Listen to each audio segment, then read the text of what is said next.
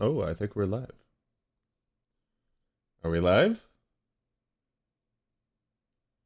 We might be. Let's see. Oh, yes, there we are. There we are. Ahoy! Oh, greetings. Good morning, good afternoon. Welcome, ladies and gentlemen. Today is a great day. We stopped killing games, but what now? I like that. I like that phrasing. Okay. Oh yeah. Ross said. Okay. Okay. Sweet. Let me simmer them up a bit. Calling like 5 minutes. You got face cam? I also don't really know how to conduct like a live interview, so it's gonna be a little scuffed, right? This is what I have right now, right? I was gonna like. We call on Discord, I pull it up, and then I'll just... It's probably gonna be scuffed. It's probably gonna be scuffed. But, yeah, we'll see. I'll put his face over here. Yeah, he says he got it. Oh god, no. I was getting the link for the stream. I hope that doesn't start an echo from hell. Prepare a list of questions. Good sirree. Do I have news for you? Also, I kind of already got a lot of stuff in my head. Right. This is going to be fun, interesting, insightful. Because I think you know, after that initial, well, you know, I'll talk about it, but streaming now. After that initial, you know, wave of hype, there's always going to be you know, fall off after the fact. So it's like, will Ross release the list? The list of games. He has released the list of games we want to save. He has, right? So even, you know, let's not go there. Let's not go there.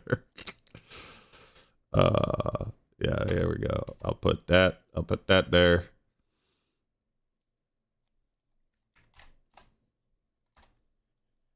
All right. When he joins, by the way, I don't know if he'll be able to hear it.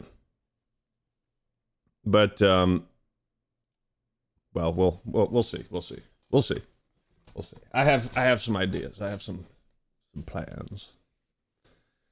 Multi-streaming? No, I don't think so. If I pirate software to the call, bro. You know, I had a thought years ago, like after my channel demonetization stuff had kind of, you know, died down. I was like, dude, you know, it would be really funny if like Quantum TV and I started a podcast. Like that, like honestly, I got to a point where I was like, yeah, fuck it. I mean, I'm not really mad anymore. I thought that could be pretty funny. An Act-Man stream in this economy? I know, right? But but I feel the same with Pirate. Like I could have I could talk to him. It would be interesting. Start a podcast with Andy Pants. See, like Andy Pants was capable of having a conversation. He just chose to be, well, you know, he chose to be the kind of child only a mother could love. All right, shall we bring on Ross? Okay, let's get the track. Yeah. We are about to be graced with the presence of a true gamer. All right. Okay, sweet. I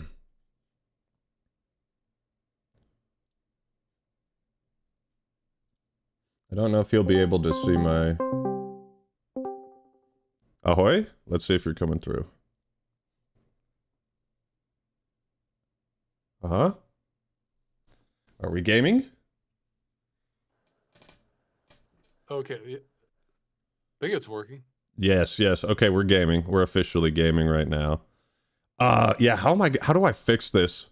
Oh god, because it looks so scuffed right now on my end. Fuck, I don't know how to do live interviews like this. Wait. No. Here's what we do. We scale this up. Sorry. Scale this up. What's the crop button? Oh, here we go. We're good. Nope, not that. Sorry, I should have figured this out long ago, but okay. It's good enough. Fuck, it looks scuffed. It's all right. It's kind of how most of my early streams would go, where I'd be trying to adjust it for 10 minutes. Yeah. Well, you guys will be fine with it. We're good. Actually, one last thing I think I could do. Here we go. Sorry, I don't want to waste your time. It's too late for that. I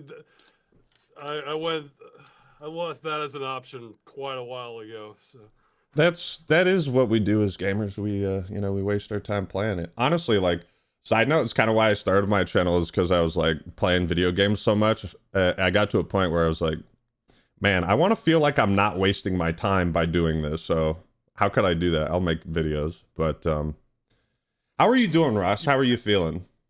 I'm all right. The chat said I'm a little quiet. I can oh shit. try to turn it up, but No, sometimes that's, it starts I got it. blasting. Okay. I got it. How's that now?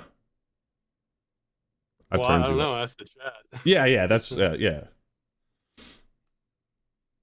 that should be good. Volume up for us. I turned him up. In fact, I should turn myself down, you know. This guy is the true gamer. I mean, leader of Stop Killing Games, a man who needs no introduction, but I'll let him introduce himself.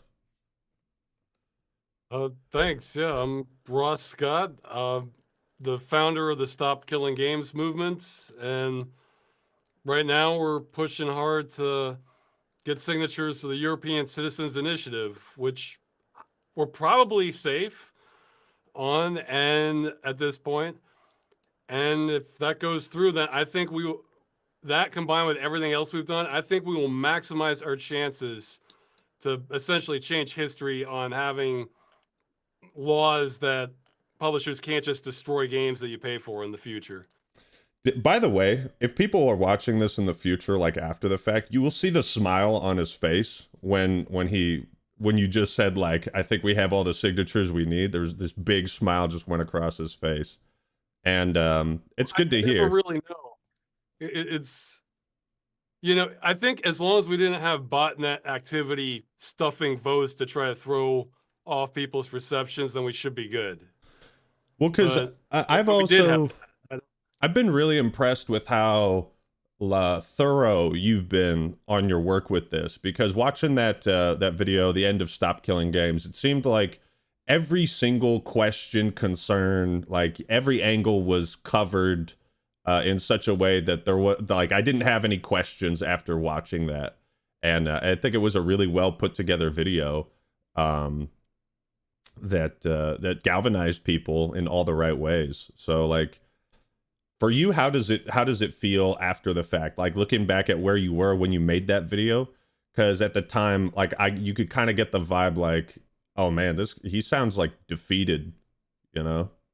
Oh, well, actually, it sounds dumb, but the image I kind of had in my mind was like towards the end of Saving Private Ryan, Tom Hanks has been shot, and he just keeps firing at this tank that's coming at him, knowing that he's not going to stop it.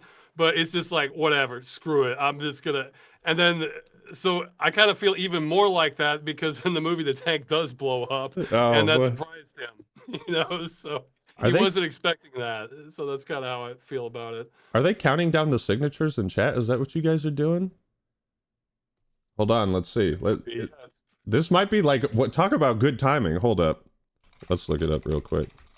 Yeah, that means I might need to make a Twitter post while I'm doing this. Oh, yeah, I see. Oh, yeah, 9. There it is. Let's share the left monitor. Shit, you can't see it. Fuck, my stream is so scuffed. Okay, there it is. Boom, now we're back. Okay, dude, bro. Hold on. I think I gotta play. Yeah, I mean... we did it! Salutes in chat, please. Salute. This is his music right now. I don't know if I don't think you can hear it, but we got the flag waving Helldivers 2 theme. We all did our part. Well, Helldivers 2 is one that would get saved if it's operating after this goes into effect. Right? I mean, that was also another thing, like, that whole Sony shutting that down in all those different countries. All these issues I feel like are tied together, right? Like preserving games and just like making it easy and just like not pulling the rug out of people. Yeah, it's the we're kind of keeping it narrow on purpose just to sort of maximize our odds Yep. because from my perspective, it doesn't get as a gamer, it doesn't get worse than that than a game you want to keep playing destroyed forever. So it's like to me everything else pales compared to that. Like, oh, like these microtransactions are charging too much, or oh, like the sequel isn't as good as the previous one, or it's like okay, but compare all of that to just never playing the game again, and it doesn't resonate. Though I can be on the fringe end of things because I tend to be a cheap ass gamer where I'm buying this years after the fact. So the time between when I start playing a game versus when they just pull the plug can be a lot shorter. Yeah. So I'll be playing it for a couple weeks and then there's some announcements. Well, it's been a good run, but it's time to finally. I'm just like, God damn it, How could you do this So, to me? yeah, so it bugs me a lot more. Whereas most people, they probably got their fill in on it, and then they thought, oh yeah, well that sucks, but I'm playing something different now anyway. But I mean, Yeah. if it's a really good game, you might want to come back to it anyway. Yeah, that's true. It's like, kind of makes me think like, what am I doing over here? Do I complain about Halo for the 70th time, or do I like, put my efforts and try to galvanize my audience for something bigger than. Well, the way I look at it, this frees you up to complain about Halo for the 70th time because Yeah. now it's on more equal footing, Yeah, exactly. It was like, oh, but that was so cool to see with this movement, right? Because I mean, and I think everyone in chat will agree. Like gamers, we're known for our civil discussions and our just constant agreements. I mean, not much drama amongst the gaming community, I think. So, but it was really interesting to see like this be one of those everyone's on board. Like you're not really seeing any prominent dissenting voices outside of what that one guy, but Yeah, well, even before that, for people that knew about it, they were overwhelmingly in favor of it. Our biggest problem was just letting more people know about it. That was our problem throughout 90% of the campaign. Because I mean, I have some reach with the YouTube channel, but not what we needed. So right. Yeah, you were doing your best. I mean, going out, doing all those interviews. I also thought, as far as like editing and video production, like the message that you conveyed by putting like literally every article or video and all that stuff as a collage together, I felt like that was powerful. Like, and that you kept track of it too. So yeah, that took some time to do the editing. yeah, and make it not look like shit. You know what I mean? Yeah, I was just trying to figure out, even among the supporters, I don't know where the hell they were getting this from, but they're like, oh, Ross just gave up on this. He's not doing much. I'm just like, yeah, well, I guess you're just not seeing what I'm doing. So here, let me show you some of what we've been doing. Yeah. That must have been like, I mean, you compared it to the end of Saving Private Ryan. It must have been like, well, how do you feel now looking back on that? Right, like the journey, because it seemed like you started this after the crew shut down. There was some initial strength, right? I saw that graph. There was a graph posted to the subreddit that kind of showed like the amount of signatures, and it's just like 9 months of kind of like flatlining, and then it jumps way up. Yeah. So like, how do you feel looking back on everything? Now it feels like I've changed the timeline. I mean, almost. Like if you have games where there's like the secret ending if you know all this stuff and Oh you're yeah. well prepared and stuff that's what it feels like. This isn't the normal ending that you're on. This is like if this is Silent Hill 2, this is the one where we get kidnapped by a UFO instead of driving your car into the water or Yeah, something. yeah. You unlock the secret ending. It's like in the episode 3 game.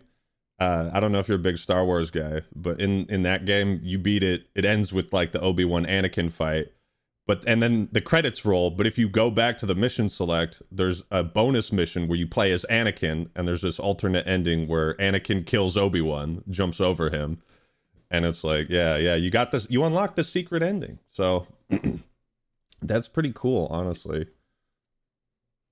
Yeah, I don't know that one. I mean that game, but I've seen I think the last Star Wars I saw was the Disney reboot of the trilogy, and that one, man, I almost feel like a middle schooler wrote the last one when it's like, and then there were 1,000 Star Destroyers in the sky. It's like, and then Yeah. Palpatine's a zombie. Like, I'm just like, wow, this is.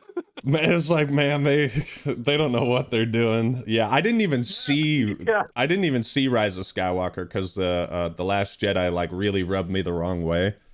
But I mean, we could go into Star Wars, but I think let's. I feel like you're a guy I could get really distracted in conversations with. Well, I can stay very focused. It's your show, you know.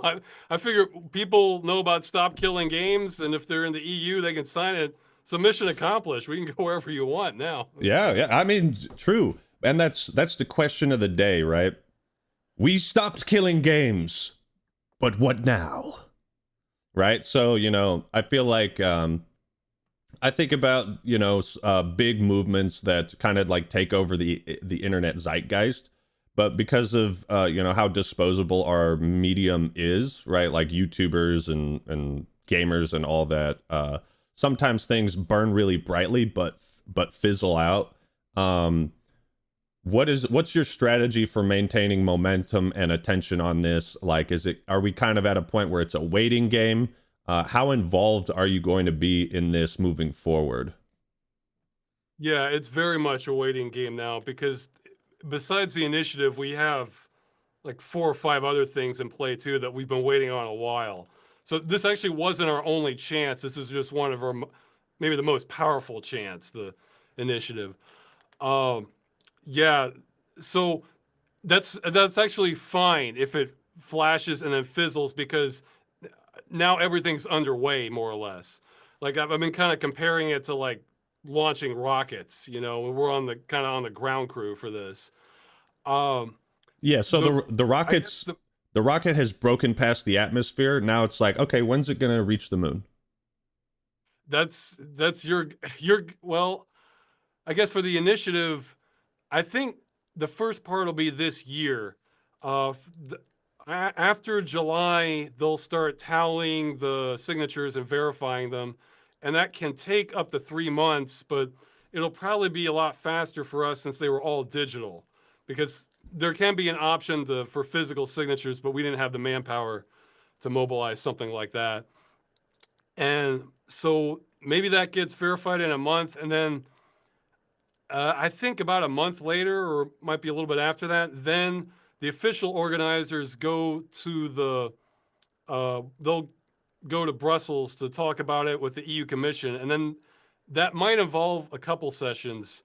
For me personally, I think I can get invited as an observer to that, which means I That won't would be have an pretty official cool. role, but maybe I can convene with the official members in between, or maybe not. It's hard to say.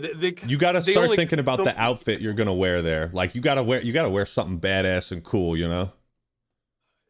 actually, I literally might have to get a suit because I mean, I have something I wore at my wedding, but that might be that might not work for this. So, yeah, I might actually have to go get a suit. I don't think I have a normal one. Something that Or makes you look like JC Denton.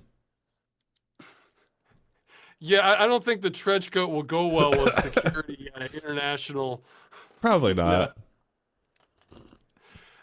So yeah, right I now, don't. basically um like how so this is in like Parliament's hands, but so is like they're gonna have a session, or how exactly does that work? Because I think it is important for people to like understand where this is going forward and what they can do, or if they should, be aware of what goes on after this. Kind of like, okay, we won the game, but like, what happens next week? It's yeah. There are some unknowns in this, but I'd say the big thing now is I honestly don't know how much of this is going to come down to us making a good argument versus how much of it comes down to just shaking hands with more politicians. Right. And then that's all it takes. So we're trying, the more members of the European Parliament we can get on board, the better. So yeah, even after July, if you are someone who lives in the EU, you can write to a member of parliament. I've had links on it. I actually have a video coming out hopefully tomorrow that'll have a link on that too. And just letting them know, like, hey, support this, and the more people that are saying, like, hey, support this initiative, it's good for consumer rights, then, the ones that are, the ones that might see this and think, oh, I'm getting a lot of emails about this, and it's about video games. Okay, whatever. I don't care about video games. Sure, I'll support this. Like, this gets me free votes. Yeah.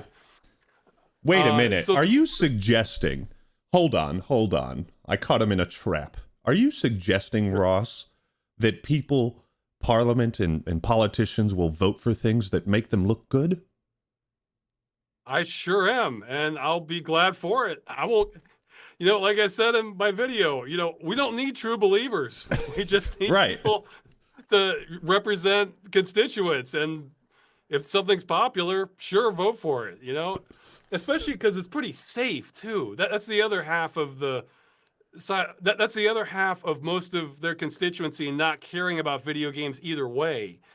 And really, once you start drilling, I mean, I'm sure the industry is going to try and come up with some counter argument, but that's also the other fun part, is like to see all these shitty responses and excuses. Because kind of like I said, by the way, sorry to interrupt, but like part of what you said, and like why I also felt so passionate about this, is like, this is an easy win. Like, yeah, this is so cut and dry. Like, good and evil. Like, you either own the things or you don't, right? So yeah, well, it's easy for the politicians, yeah, because what we're asking for, it's already in line with existing consumer laws, and the actual cost to the industry. See, I think that would be something politicians might be worried about. Like, oh, this is going to cost like $10 billion to the industry and then cripple it, and everybody will move out. No, it's not. Like, if they're planning for it from the beginning, a whole lot of studios, I think there could be some bumps in adapting to it, but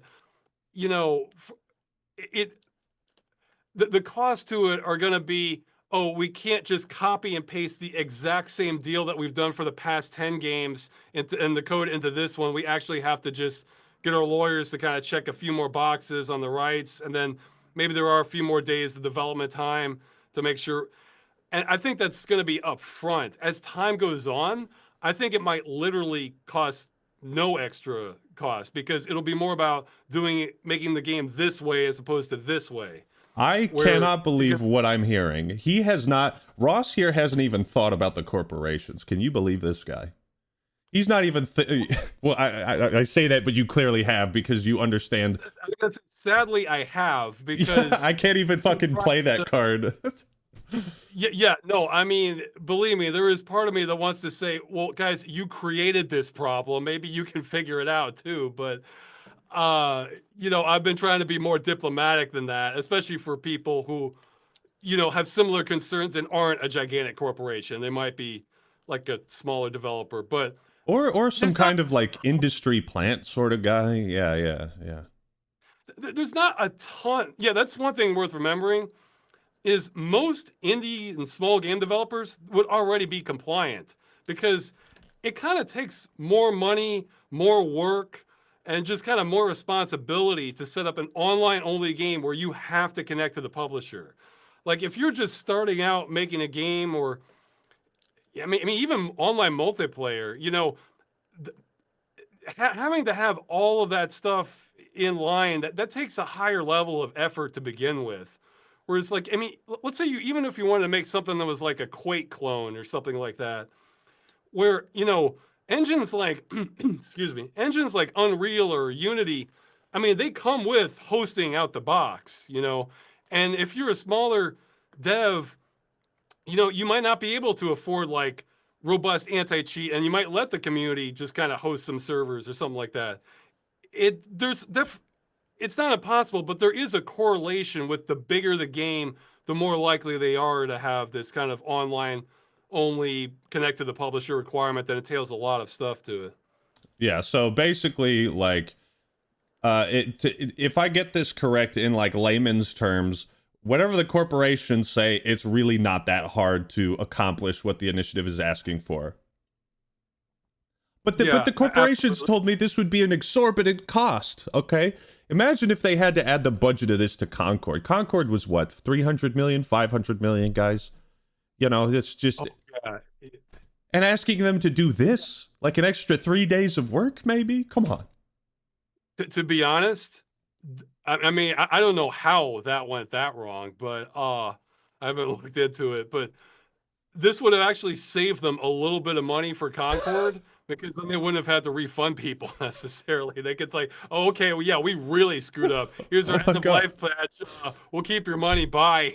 Like No, that's so. actually true though. It's like that actually would have saved the Concord some money. They would have made a little. That's actually crazy to think about. This initiative would have Wouldn't have saved made a little much, bit of though. money for Concord. Wow. I think the only I don't know if it counts as a game, but I think the only one that just clearly eclipses Concord for screw ups is the metaverse, but Oh yeah. Facebook and everything. I don't even I can't even fathom how that's going down because I think they've spent I want to say the last number I saw was 46 billion on it. And this is after they already have VR stuff all in house. So they had all this technology and software for VR ready to go. And I was thinking, like, what's for like one of the most expensive games made? Like, I think it might be like Red Dead Redemption 2, and Yeah. that's like 540 million or something like that I heard. And that game looks like it. I mean, it looks like complete AAA roll out the That's the carpet. greatest video game of all time, by the way. Greatest. I I'll say haven't that. played it, but I've seen enough to could tell its quality. Yeah, oh yeah. Uh, and so I'm thinking, okay, so they're spending like close to 100 times more than that. And I'm just thinking, man, that has to be just one of the biggest grifts I've ever heard of. And Or like some money laundering scheme, because like, yeah, it's unbelievable. I remember seeing that, like, you spent billions and the game looks like that's one game we probably should kill. I mean, let's be honest, right? well, here's the thing with the stop killing games, you would still be able to kill a game if you wanted. It's just that everybody would have to decide to do it. If a game sucks so much, nobody wants to preserve a single copy of it. Yeah, it can still die, and we're not trying to interfere with that. I'm It's glad the that you say that, because I was thinking about it. I was thinking, okay, what kind of jokes could I pull on Ross to add some humor to this? And I was thinking, have you heard about Shaq Fu? I have, yeah. Well, that one had a sequel later too, or a reboot. Did you ever hear about the guy who started a website for it? No, I haven't. Okay, so this is homework for you to look up after this interview, because I think you'll get a kick out of it. But there was a guy who hated the game Shaq Fu so much. He hated it. He created a website to try and track down every physical copy so he could destroy it himself. He wanted to destroy every physical copy of Shaq Fu. Yeah, I guess. Well, he would have his chance, I guess, because like really with all this stuff, it's actually not trying to preserve every game. It's trying to make it so that if somebody wants to preserve it, they can. There can be a big difference. So yeah, there could still be plenty of crappy games that just fade out from existence because Oh, they are that crappy. It's oh shit! I hope my stream didn't. I had a memory thing. I hope we're still. I think we're still live. Yeah. Fuck, man. yeah. I What? was thinking, wasn't It would be tricky to pull off if you actually wanted to kill a game, unless it just barely got any sales to begin with. Because for some, this is going to just be a like a collector's item thing. They're going to see, okay, what are the rarest crap games we can find that like nobody else has. I'm sure there's going to be somebody out there doing that. But yeah, if you wanted to fully kill a game after this, it would be kind of like I think it was like one of the Metal Gear Solid games. They had like a secret ending where you're not really supposed to be able to access it normally, but if everybody agreed to nuclear disarmament, then you would get a secret ending like that. Oh, that's pretty cool. I didn't know about I think that. it was like 4 or 5. I forget which one. Oh, by the way, I do want to say, like, thank you everyone who's donating or giving memberships. Thank you, Chris Sharp. I want you guys to know that I do appreciate that. I don't want to be stopping our conversation to read all those donations and whatnot. But yeah, I just wanted to point that out for the audience. Yeah, so Shaq Fu, we can kill that one. Are there any games you played where you would break your code? You would become a different version of Batman, where you'd say, you know what, that one deserves to die.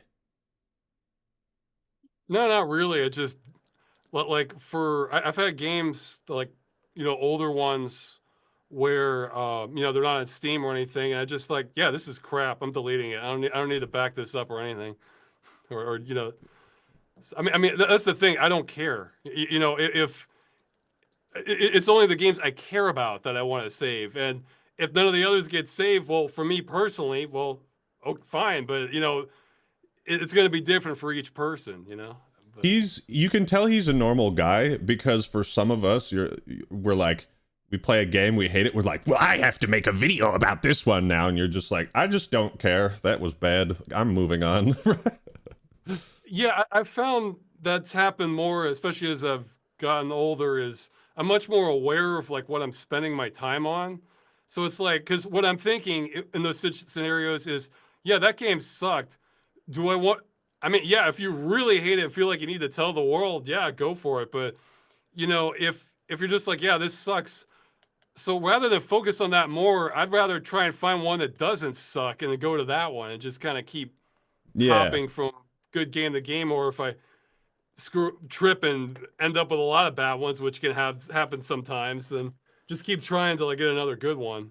There was a viewer comment that I think is good. He says, Drano says, bad games should be preserved as exercises / studies in failure. We need to learn from our mistakes just as much as these successes. So I think that makes sense. Like, if you think about Concord was a big deal, and most people didn't really play it. But if it was still alive somehow or playable, other developers or aspiring, people who heard the drama and were like, well, how bad could it possibly be? Why did this fail? If it was playable, people could go and see for themselves, right? And learn more about why we like games, what works and what doesn't. Yeah, that's a weird one. I don't know all the details, but like, I mean, I heard that they had like some animated show ready to go with it to also promote the marketing. So I'm thinking, man, that's got to be such a big disaster that, like, even if you realized it's screwed up, like, if you've done all of this stuff already, it's like, well, let's just throw it out anyway, and maybe we can try and turn it into a meme or something, and then pick up some money from that way. Morbius it. Yeah, or actually, well, they actually recovered it. So I had bad instincts on this, but like you probably remember a while back with the Sonic the Hedgehog movie, they released the trailer, and Sonic had like these awful, uncanny valley vibes to him. Yeah. It was freakish, and I was thinking, if that was me and I was in that situation, and it's going to cost all these millions to redo it, it's like I might have been tempted to just go through with it, because no, it's not going to be a good movie, but it's going to be like a legendary bad movie if you have all that. And like so. Yeah, like what was that other cartoon? Was it Food Fight? Food Fight. Yeah, like that should have never been posted, that fucking movie. Yeah, so let's see. I mean, we could honestly go anywhere. But I did a community post on my page. I want to at least have like a few viewer questions that that you can answer, just so that, my audience gets a little slice of you, right? Yeah, so this is the top one. What was the first experience you had with a game being killed? Was it the reason you started this movement and your videos? This comes from G1 quadruple A. It's a little bit of a blurry spectrum. I was aware of the problem earlier on, even though I never played. Like the first one I played that like I was interested in it and it got killed was Battleforge. But way before then, I think the first one that got killed that I was curious about, but I was never going to touch it anyway because it required a monthly subscription and that was too rich for my blood. It was an old one. It's called Imagination. It's put up by Sierra that they did stuff like King's Quest and Space Really Quest and stuff imaginative like that. title. Yeah, well, ironically, that one got resurrected somehow, and I still haven't tried it, but it looked like it was just kind of a series of sort of mini games, but it had kind of cool art to it, so I was curious about it. But and then I guess what really kind of got me thinking about it was later, a game I still haven't played, ironically, is like in the late '90s, EverQuest. Where I was working, I was still a teenager then, but I was doing computer repair, and at the shop, there were other employees that were just raving about it. Like they became obsessed with it. Like there was one guy who had never had a sick day, and like he just was calling in sick days just so he could play EverQuest. It And like was a one guy there disease was like before afraid. WoW. Yeah, exactly. And like I remember like he wasn't the owner, but he was like the acting manager sometimes. And like once he just closed the store early to a computer shop so they could go to the Minotaur caves, saying it would be an experience. And like so I mean just hearing all that made me think like wow, this sounds pretty awesome, but maybe hope to get to play it eventually, but And I you was never thinking, got well, around to it? no, I haven't, but maybe eventually. One day, But one day. I mean, well, because is yeah, like the no, original EverQuest, like the one that you're talking about, is that it's playable? probably been it's probably been supplanted by more impressive stuff now, I guess. But it made me think though. It's like, well, yeah, this sounds awesome, but what if the company goes down in the future? Is this just all gonna go away? And that got me thinking about it like that early on. So I just for a long time it only affected games that had a subscription fee.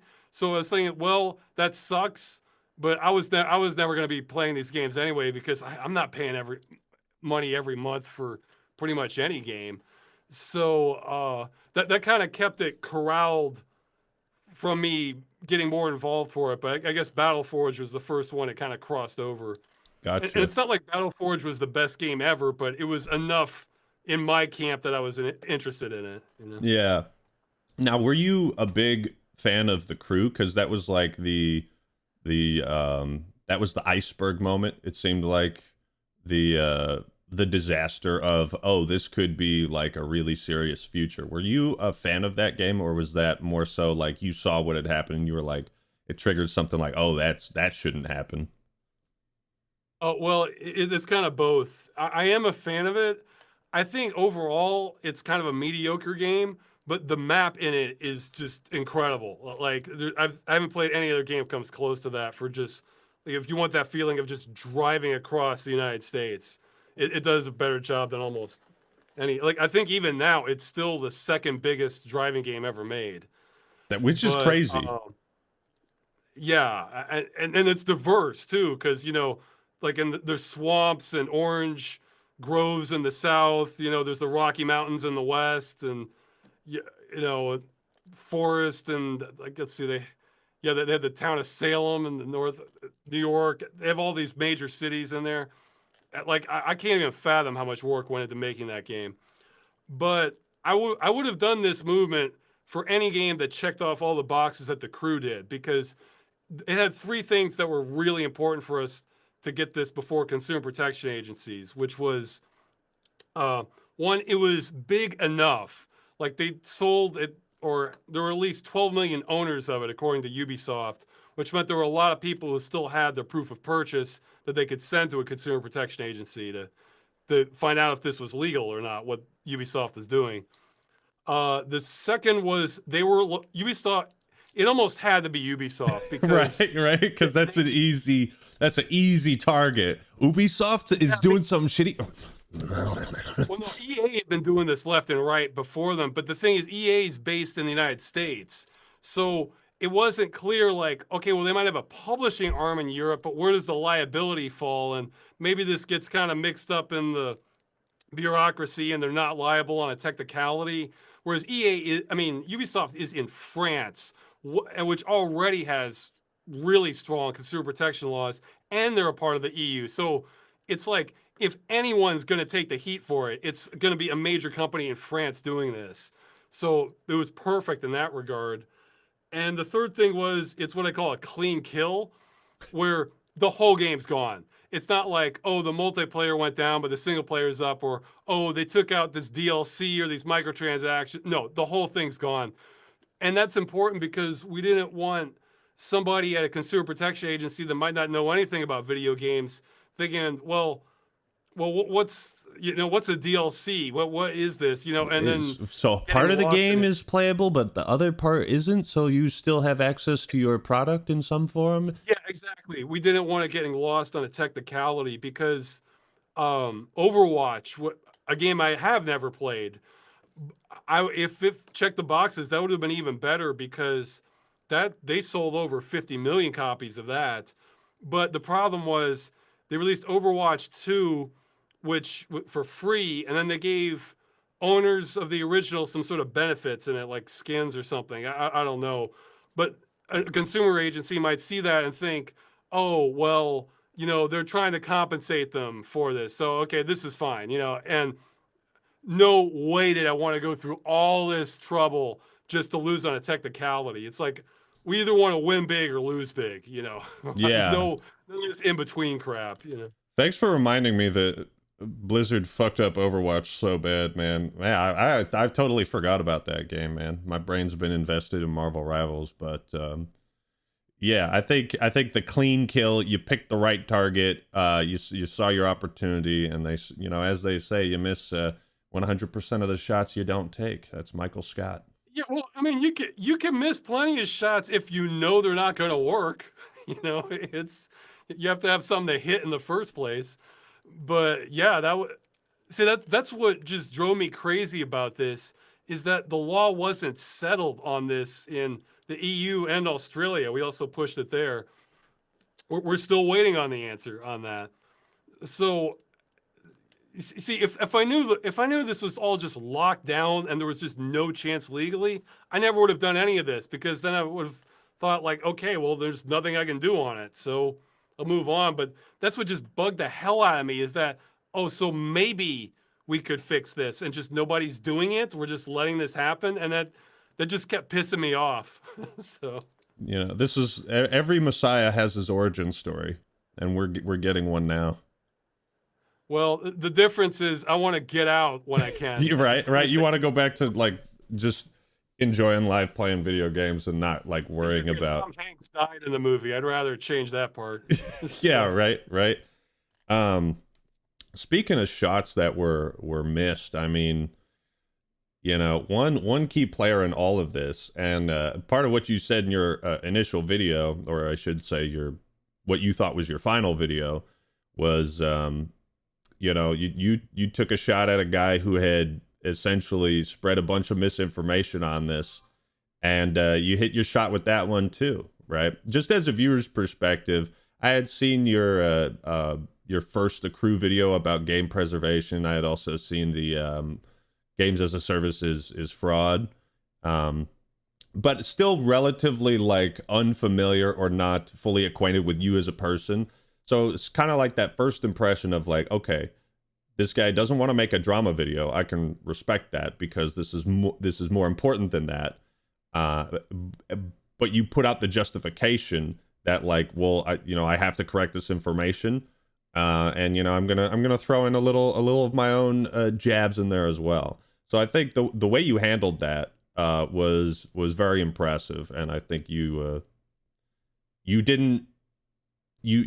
had the clean hit, and there were no chinks in your armor, right? Like you prepped and had it all ready to go. Yeah, to clarify, it's not that I can't engage in drama and like, oh, I'm against it all principle. It just struck me as like, this is going to be a pain in the ass. And then I have no idea what I was expecting backlash or a lot more of it too. So I figure, you know what? I'm at a spot where I have nothing left to lose at this point. So, if a bunch of people are pissed at me after this, but, I took my best shot at trying to save the campaign, fine, whatever. And so I wasn't trying to stir it more than necessary, but I felt like there was no way around it because I had been trying alternate ways to deal with this. I tried to address all the concerns people had that he brought up, and that didn't have much legs. And then I was also at that time I was talking to members of the European Parliament and GOG, and I was thinking, yeah, this is going to be a bad look. And it's not that I care about a bad look; it's that I didn't want to spook what I thought were other opportunities to get the message out because of this. So it was more like I wanted to be careful about not closing down the options. Yeah, But that yeah. just all ended up going to hell, but I couldn't have known that at the time. So by the time I did it, it's like, yeah, well, fine. We'll just at least, I figure at the very least, I'll just correct the narrative on this, and this will stop all these comments and everything I keep seeing. Well, Russ doesn't know what he's going. Russ doesn't know what he's talking about. He's going about this all the wrong way. What he should have been doing is this thing that he wasn't trying to do. Yeah. I've seen hundreds of comments like that. So there was no way around it. He really was the most influential voice on it prior to making that video. So, and I also knew I did have to come correct on this because he has a reputation of being on the offensive. Like, okay, this is a rumor I've heard. I haven't investigated, but I have heard rumors of him like doing like claims on videos for harassment that talk about him before. Mm-hmm. But Mm-hmm. like after I posted that video, I've been just editing all day, so I had a bunch of energy. I went on a long hike. I was expecting to come back, and then I figured there's like a 50-50 chance I'm going to come back and the video's down and I have like a copyright claim on the video. So I was kind of preparing mentally for that, like what the next steps would be. That would have been crazier if that had happened, by the way, fellas, because I don't know how much you know about me, but around these parts, we don't take kindly to copyright abuse around these parts. It might not have been a copy. Well, that's the thing. If it was a copyright claim, I would know how to deal with that. I've fought off bigger. Well, no, when it comes from, if it were to have come from like pirate, that would have been like a strike, right? So to try to like get it taken down, not because for like community guidelines, I think is what he would have done had he tried. No, copyright, I could fight that 100% on fair use. It would just get held up. I've fought the BBC twice on my videos and I've won both times on copyright claims. He knows how to pick his battles, man. Yeah, but I've never had a claim of like, if he, like, let's say there was a claim against it for cyberbullying or harassment.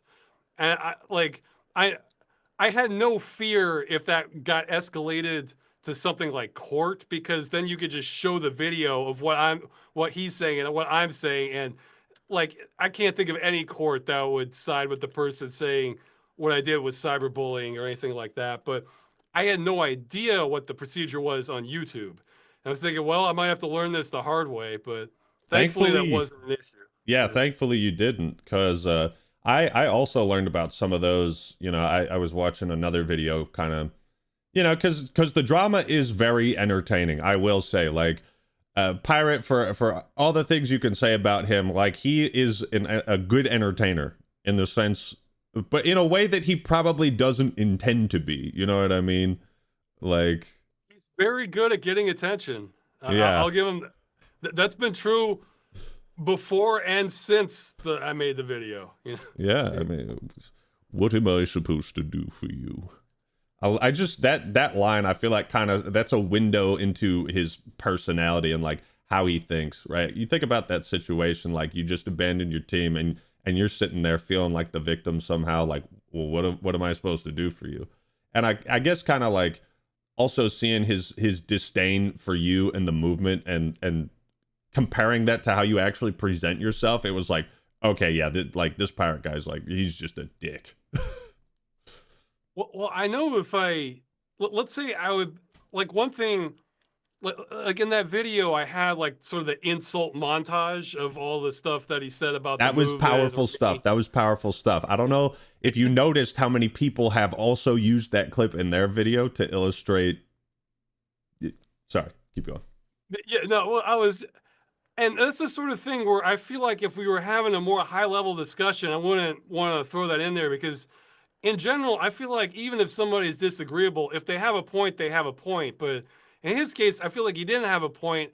And I felt like, you know, if I don't include this, I feel like a lot of people aren't going to get kind of the full picture of where I'm coming from on this.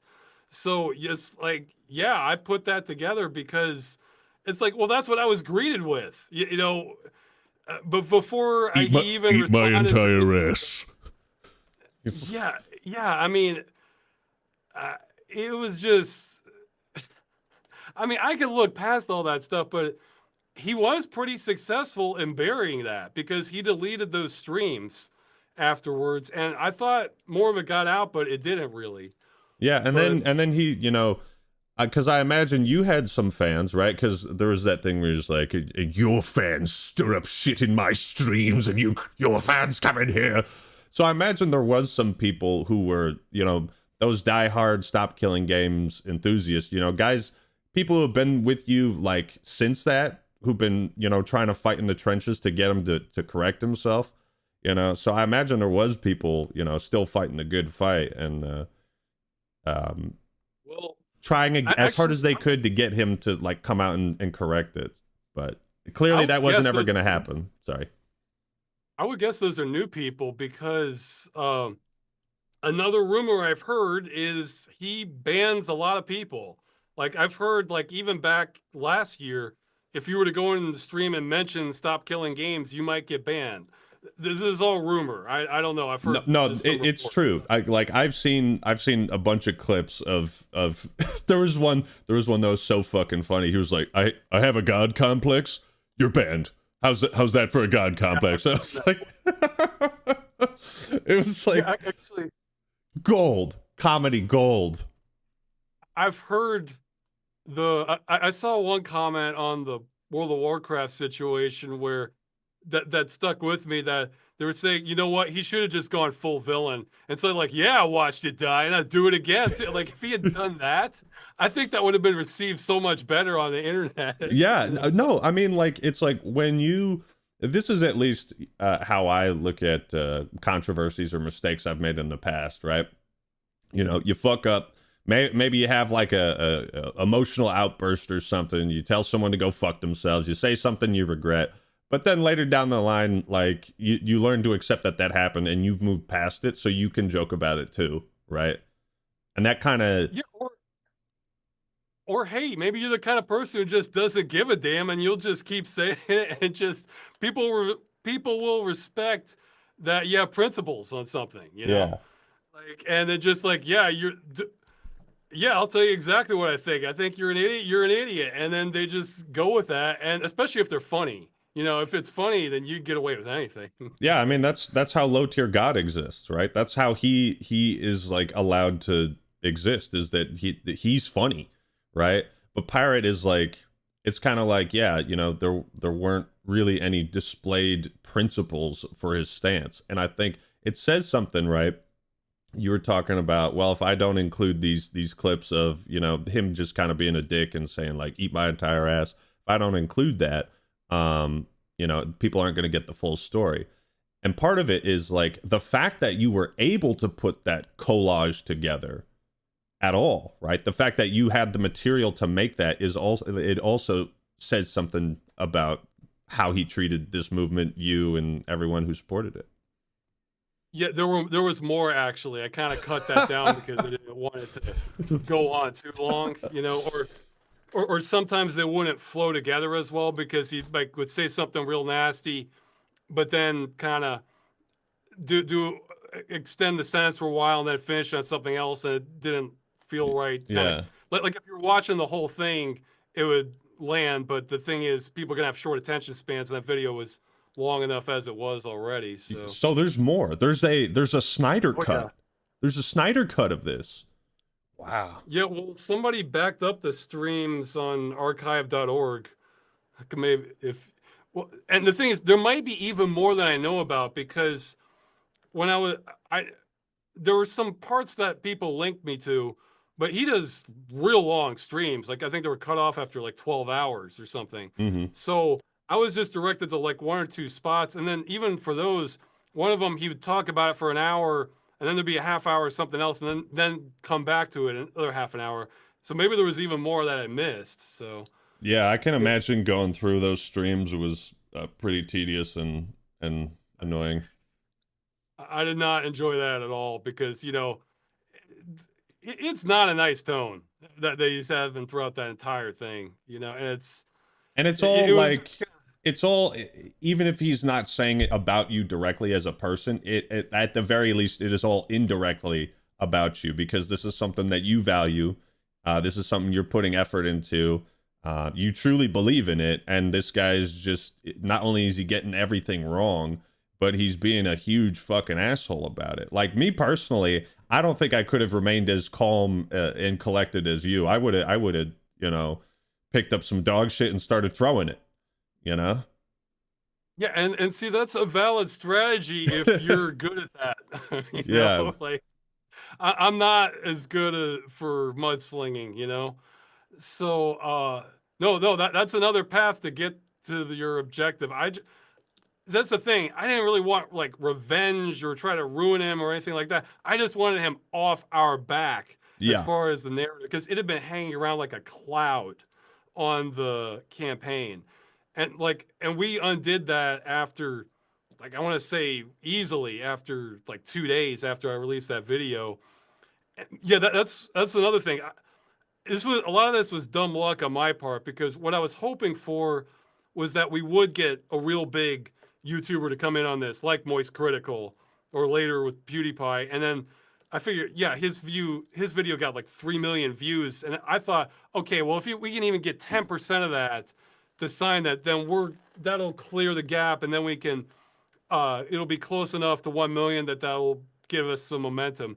And I'd say I overestimated that. It took a lot of people talking about it to get us there. I think I overestimated by double, but I vastly underestimated how much the drama would just keep burning like a torch and just keep it relevant that way. I know, but it's dumb luck, but also excellent strategy on your part in terms of how you produced that video and how you presented yourself, right? Because like, that's taking the high road, and I think when people watch that video and they see all these comparisons, they're like, okay, this guy Ross, like he's trying to stop killing games. Like, how you gonna hate him? There's nothing really there to hate or dislike, right? You'd be surprised. People come up.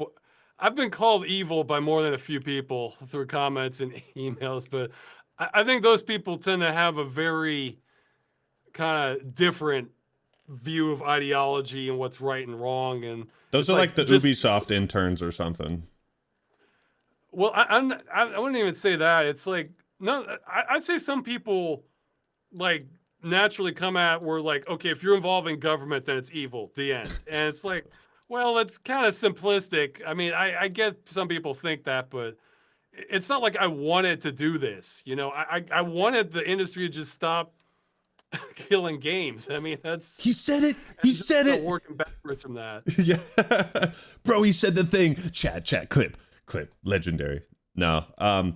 I think it's definitely interesting how the drama side of it. Because people love a good story. I feel. And a good story mixed with like, hey, there's actually something positive you can do in regards to all of that. I feel like that is a very impactful message that resonates with people. It's like, it's not just about talking shit about this doofus guy with the fake voice who will never admit to being wrong ever. Like, yes, we can point and make fun of him and crack our jokes and have a good time, but this is what really matters, right? And I think that framing is good, is really good. Yeah. As for, I mean, I preferred to take the high road, but I'm not complaining that the low road got us there. So That's yeah. It wasn't Again, even I the low wasn't. road. You know what I mean? Because you didn't sacrifice like anything or any sort of like character. You know what I mean? It was like other people taking the low road or you know throwing the shit to. I mean, it's not like I'm some sort of saint or something, but it's just like the way I look at that with like trash talk and others, like some people have just born talent for that. Like I almost look at that kind of like freestyle rappers. Like they can pull off stuff like if your brain's not wired for it, you could never do that. But they just have natural talent. I'm not really that great at that. I'm the sort of person who would think of like a really good comeback like 10 minutes later or something like that. Yeah, But even then, what I'm seeing when I kind of go down that road, it's not like, oh no, my integrity would suffer. No, I don't care about that. It's more like I just can kind of see where this road's gonna take us. Usually, it's like, all right, it's gonna be trash talking back and forth, and then maybe it does escalate to just crazy stuff where like somebody's getting your phone number and then they're just calling like they're a serial killer or something yeah, at yeah. When has midnight. that ever It's like, happened, all chat? right. When has that ever Yeah. happened to anyone here? Someone gets a phone number on the internet, makes a call. It's really creepy and it kind of I don't know. When does that happen? So it's like, for some people, that doesn't matter. Just getting one back at the other person, that's what matters. That feel good.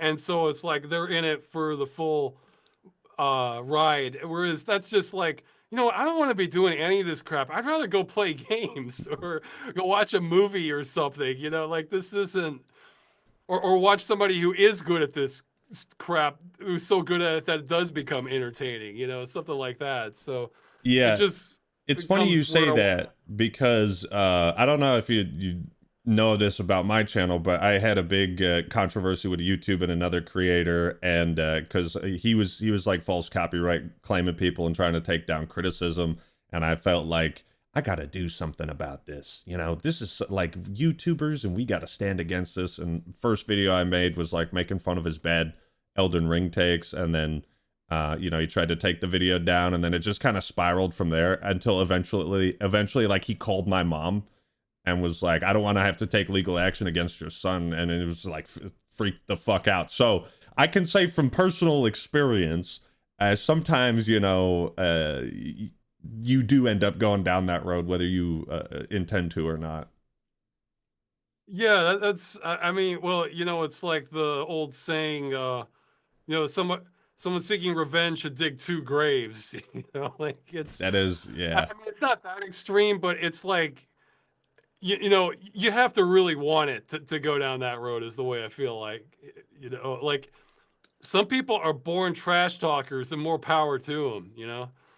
But like yeah, I'm a big fan of well, this is an old reference, but the Jerky Boys, where they're just some of the most talented prank phone callers you've ever heard, and then like so, they're just calling up random people, just trash talking them or spinning up these scenarios. They're just hilarious. So I'll have to look them up.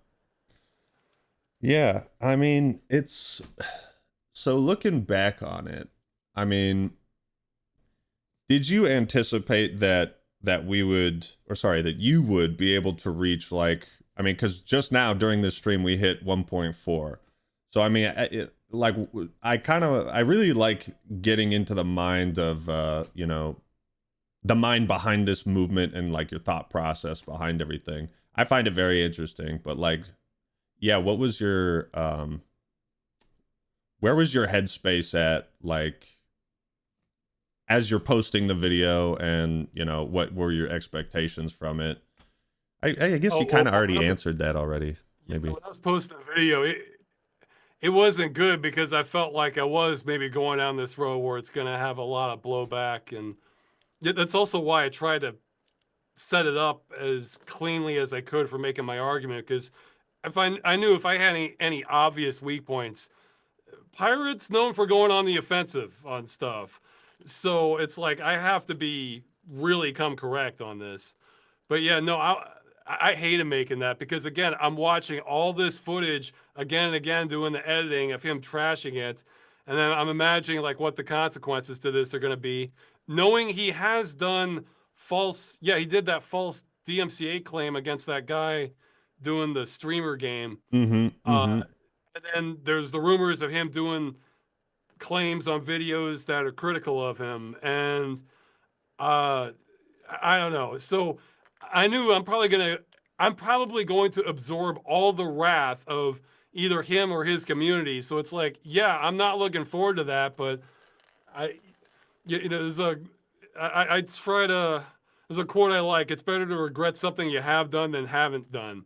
Yeah, And yeah, there are that's true. exceptions to that for sure, but that's kind of where I was on this. So again, I was expecting it to be copyright claim when I came back, and it's like, or you know, harassment claim, and then thinking, okay, well, then I have to jump through those steps, and then I have no idea where this is going. So it turned out a lot better than I thought it would, or I didn't know how it was going to go, I guess, but Like how well it would go, because you know, when you're dealing with people who have, you know, abused the copyright system to, you know, to either take down videos, it's like that streamer game.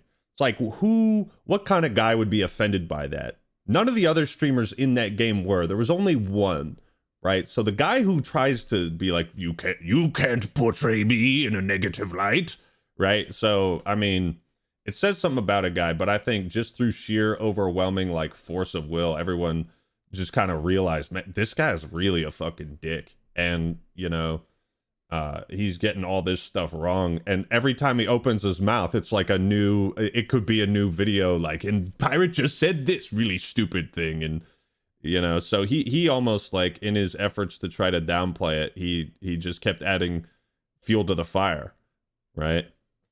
yeah, well, it's kind of, no, I mean, I could see people getting offended by it, but the thing is, you know, that's kind of part of the job if you want to become a big internet personality. You know, yeah, there's going to be people who hate your guts and people who make fun of you, and you know, if you can't handle that, you should kind of think of that ahead of time before you start getting into the realm where you might be upsetting people.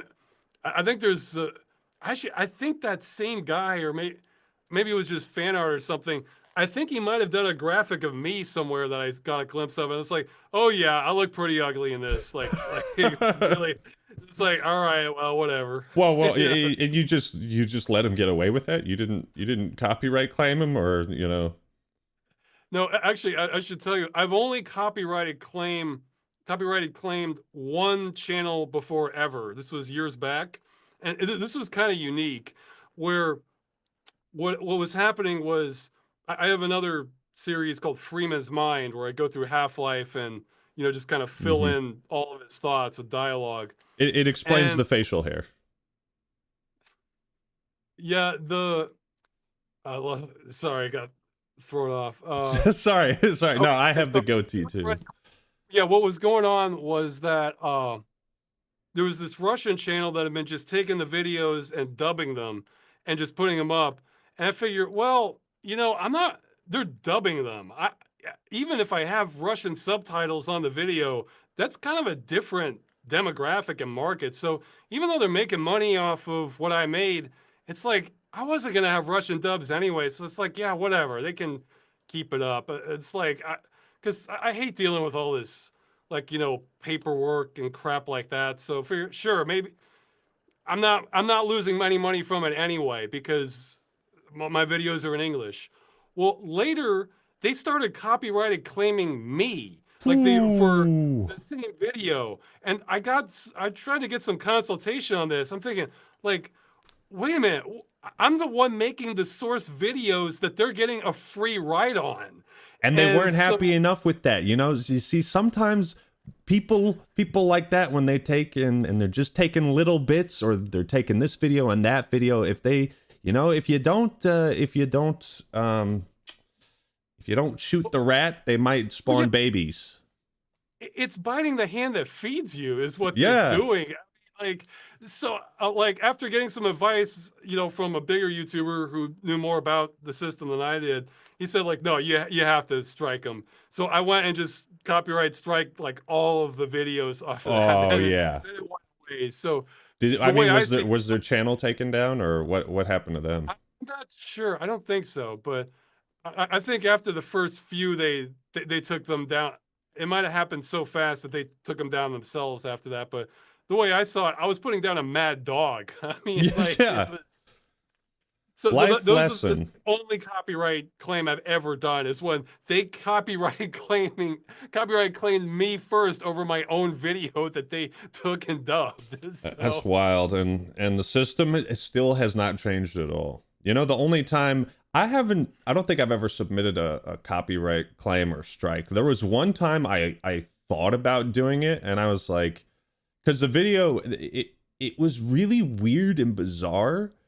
Someone had re-recorded the script and everything I say in one video. It was, I think it was like the war against video games or the decline of gaming. It was just, you know, this big video got a few million views. You know, one of the ones people probably be the first to check out. One of the first videos, you know, if you're new to the channel, kind of thing. And somebody had, like, they must have written down everything I said in the video, and then they just recorded it in their voice and then just used the exact same video. And I was like, okay, you know, this is weird hearing like my video in someone else's voice, but also like, I guess I kind of respect the effort it takes to, you know, re-record everything I said, you know? there was a game, I forget, maybe your channel know. There was a game journalist who did that. It was for Dead Cells. Yep. I forget which outlet and which journalist. I think it was where they just took a IGN. YouTube video and plagiarized it essentially and just wrote the article from what they paraphrased like a few words, but it was like so obvious. Yeah, just change the homework a little bit. They're not going to find out.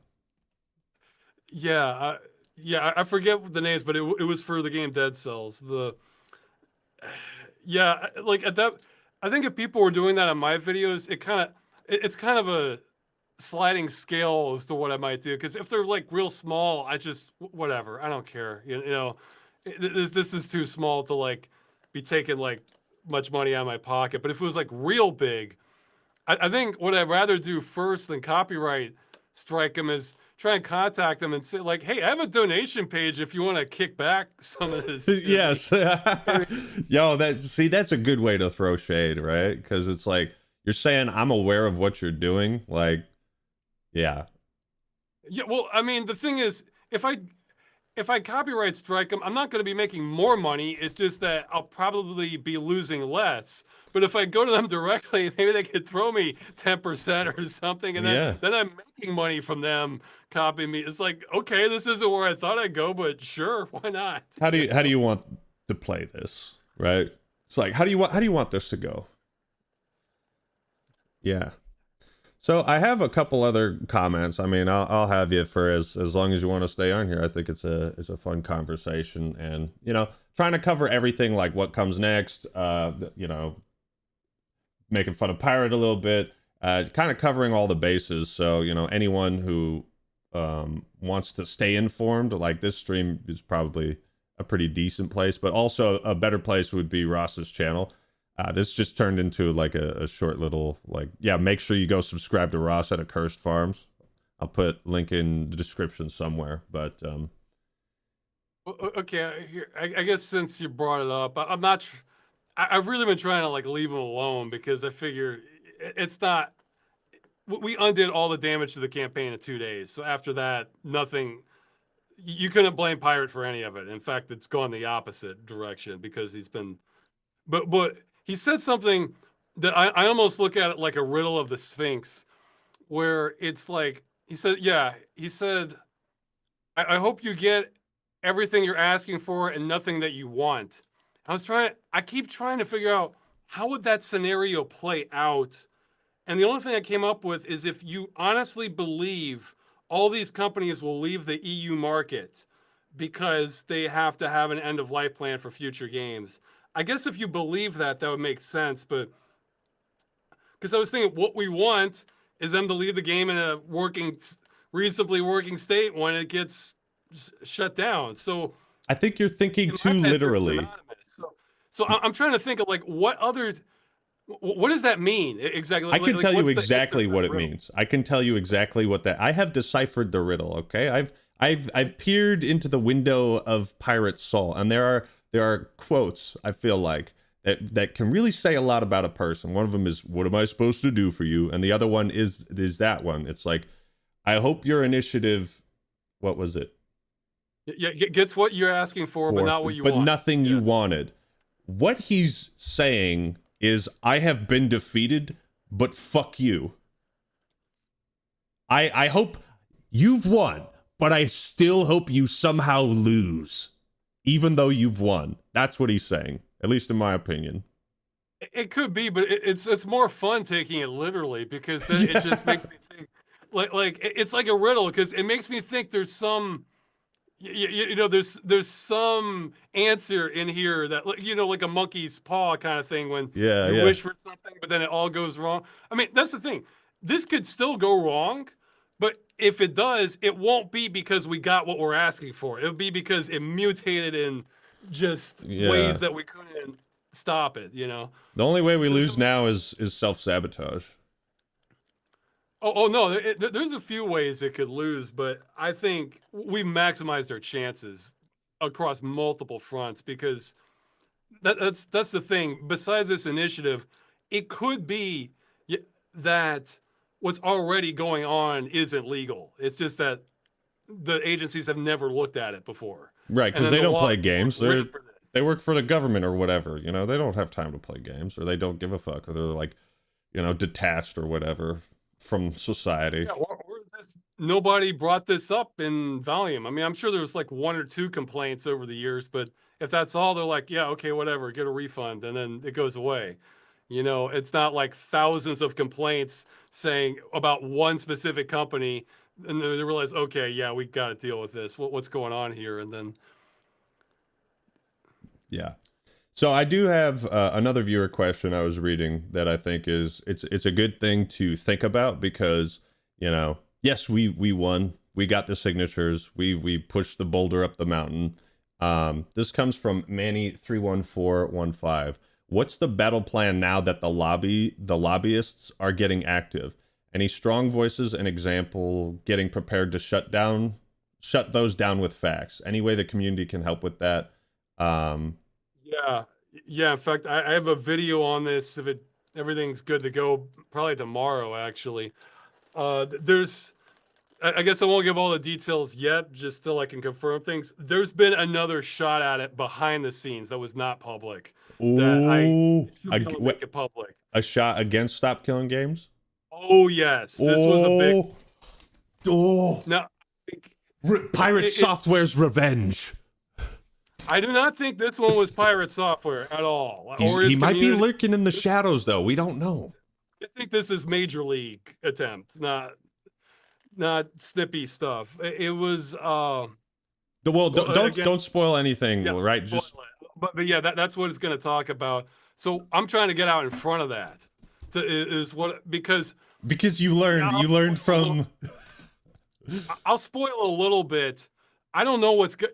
There could be a lot more coming after this, for all we know, because we're stirring up the hive is what we're doing. You hear that, Helldivers? All right, the battle is not won. Okay, the bugs and the bots are still out there. They are forming a counterattack. All right, we pushed them back. We retook ground, but now they're regrouping. All right, the war is not over.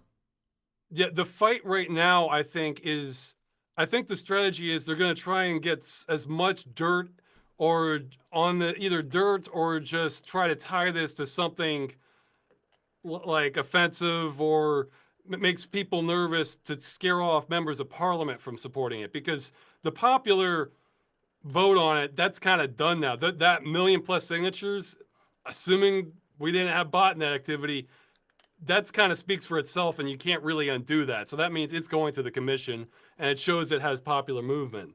So that means the next target, if they can't tank the initiative itself, will be to try to scare off all the members of parliament. So one thing that will help is when you do see, the BS narrative being pushed on it, to just kind of push back on it. I'll be doing that. This could be unrelated, but there is a recent example of that just from a couple days ago, from Ubisoft responded to Stop Killing Games, and which it almost doesn't matter for them because their stuff's already in the agency. For them, it just matters whether they broke the law or if they didn't. It doesn't really matter what they say at this point. But one thing they did mention was, I'm paraphrasing, but it's unreasonable. You can't expect companies to support games forever, which is, I think at this point, not only did they say that, but that big lobby group, Video Games Europe, said something similar. I read that too. To think maybe they're realizing that they can't defend against what they're doing in a way that looks good to politicians or the public or anything. So maybe the strategy now is to intentionally misunderstand it at every step. Say, well, because if they can change the pirate strategy, make it sound like they're taking pirate strategy and running with it. Sorry. Yeah, no, there's delay on my end. Yeah, we're like a third of the way around the world. Yeah, yeah. But if they're saying that, like, oh, well, we can't, it's unreasonable to expect endless support. And if they keep going with that over and over again, well, then it can kind of paint us looking like, yeah, we're kind of fanatics and all for this, but we're asking for unicorns and this isn't possible. But that's never been what we're asking for. They can end support whenever they want. So, yeah, if you see that pushback that it's not about endless support, it's about ending it responsibly is what it's about. Yeah, in a way that doesn't just screw people over. Thanks for the money, jackass. Buy the next game, right? You can't play this old game anymore, and that was kind of a problem because some of these new games we've been releasing, people aren't buying and playing those, and we want them to. But people are buying and playing older games now that are cheaper and better than what we're making now. So, like, we got to shut some of that down, right? Yeah, I'm actually curious. Maybe there's some insider who knows more about this. I'm actually wondering how much of that is... Well, I think most games get shut down just because they don't have to do anything, so they don't. It's just negligence. I think that's probably the bulk of it. But there are a few companies where the company culture is, let's shut down this game so everybody goes to the new one. But Blizzard, anyone? Yeah, Blizzard. Except for a few cases, though, I think that's... I guess Overwatch is, the biggest counter argument against that, but... I know a guy who used to work at Blizzard. I could ask him about it. Yeah, well, I guess for most games, prior to Overwatch, I don't think that's that big a demographic because the people running old games that are years old when there's a new one that's being marketed and everybody loves the new one and that's what's being supported and getting all the new skins and everything, I think that's what... I think the vast majority of people are just going to go to whatever the big new game is. Yeah. And like, let's say Helldivers, you mentioned Helldivers a few times. Let's say, next year there's Helldivers 3. I'm sure there's going to be some people playing Helldivers 2, but I would think a lot of people would buy Helldivers 3 and go to that because then now you have new planets and new guns and monsters or something like that. Mm-hmm. So the people who are just going to be like, no, Helldivers 2 for life, and then they're not moving, that's probably going to be so few players. I don't think that really comes out to something that tangible unless the game is a big screw up, the sequel. But if it's a big screw up, are they really losing that much more than by killing the old game than by going on to the new one? So I think this might be more of a psychological hang up for the management rather than something that's like kind of borne out in the numbers. Yeah, it's like a preservation of the status quo and, well, this is... The business evolved into this, and we want it to stay that way. What's that? You want rights? Ooh, oops. No, you don't own the things you buy. So about this, this new development behind the scenes. I don't want to know exactly what it is, but I'm curious. No, I think you. I get it now. I get it now. I want to like triple check one part of it I'm allowed to talk about before I release the video, but well, you said something that, like, as I was talking, I realized, oh, okay, that's where they can't stop the initiative, they can't stop the signatures. Whose hands are in the cookie jar now? Yep. They want to scare politicians. That's the next step, as I understand it. Mm-hmm. I love. Don't you guys love corruption? I do. Well, honestly, this is probably easy mode compared to the U.S. I mean, Right? Yeah. I mean, yeah. Our country's a little busy right now, I think. But yeah, all the European Union. It certainly helps that there's all a bunch of different demographics and countries kind of united, and all us gamers. I think we can. This is something we can all vibe with, right? And get. It's not hard to understand. it's it's honestly, it's so basic. This shouldn't even have to be an issue in the first place. It's like, hey, I bet you like having plumbing in your house so you can have running water, I sure do. or roads so you can drive somewhere. I mean, like, I almost look at it like that level. Yeah, You know? yeah. Well, I mean, I think of it like, what if one day this vacuum cleaner I bought like 10 years ago just stopped working, and it was like because of some like software inside of it that just made it so that it couldn't connect to the outlet and like get electricity or something. It's like, well, what the fuck?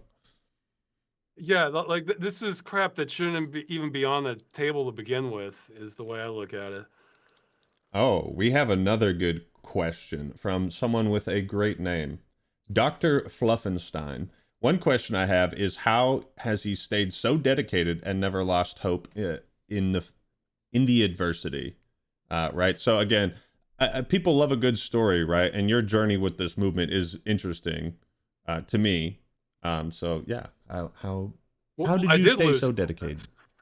That's why I made that end of Stop Killing Games video, because I figured, okay, we're not going to make it on the trajectory we're on, so let's just get in front of it, like, and take a desperate shot, but that ended up being a hit. Um, as I guess for in general, it's knowing that opening might be there. That just it just pissed me off on levels that wouldn't if I thought it was hopeless. If I thought Yeah, like this already got settled in court, the company's won, you know, but so I kept having that feeling like, no, no, I really could. There really is a chance I could change this if I just kind of, throw enough time and energy at it. And yeah, it certainly looks like that was correct. And that's what just it's weird that if governments just told us all to go to hell, that bothers me less than saying, "Oh, well, you have rights, but it's not really covered." But I don't know.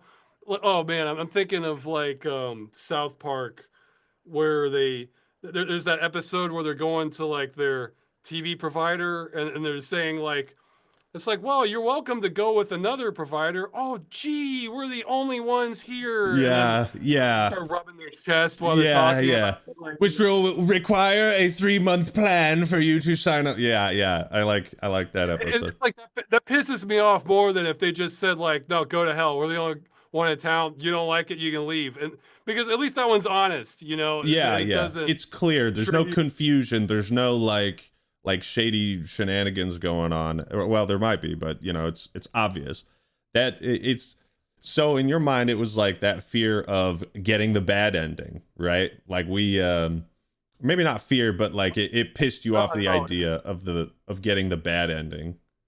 no. If we could still end up with the bad ending, it's just that we will have done everything we could have to try to not to get it. At that Yeah. point, it's a rigged game, essentially. So Well, I was no, referring to how you like how you kept going in the adversity. It was like that I don't. well, it's kind of like if I didn't go as hard and it stumbled prior to that, well, then I still don't know how it's going to turn out.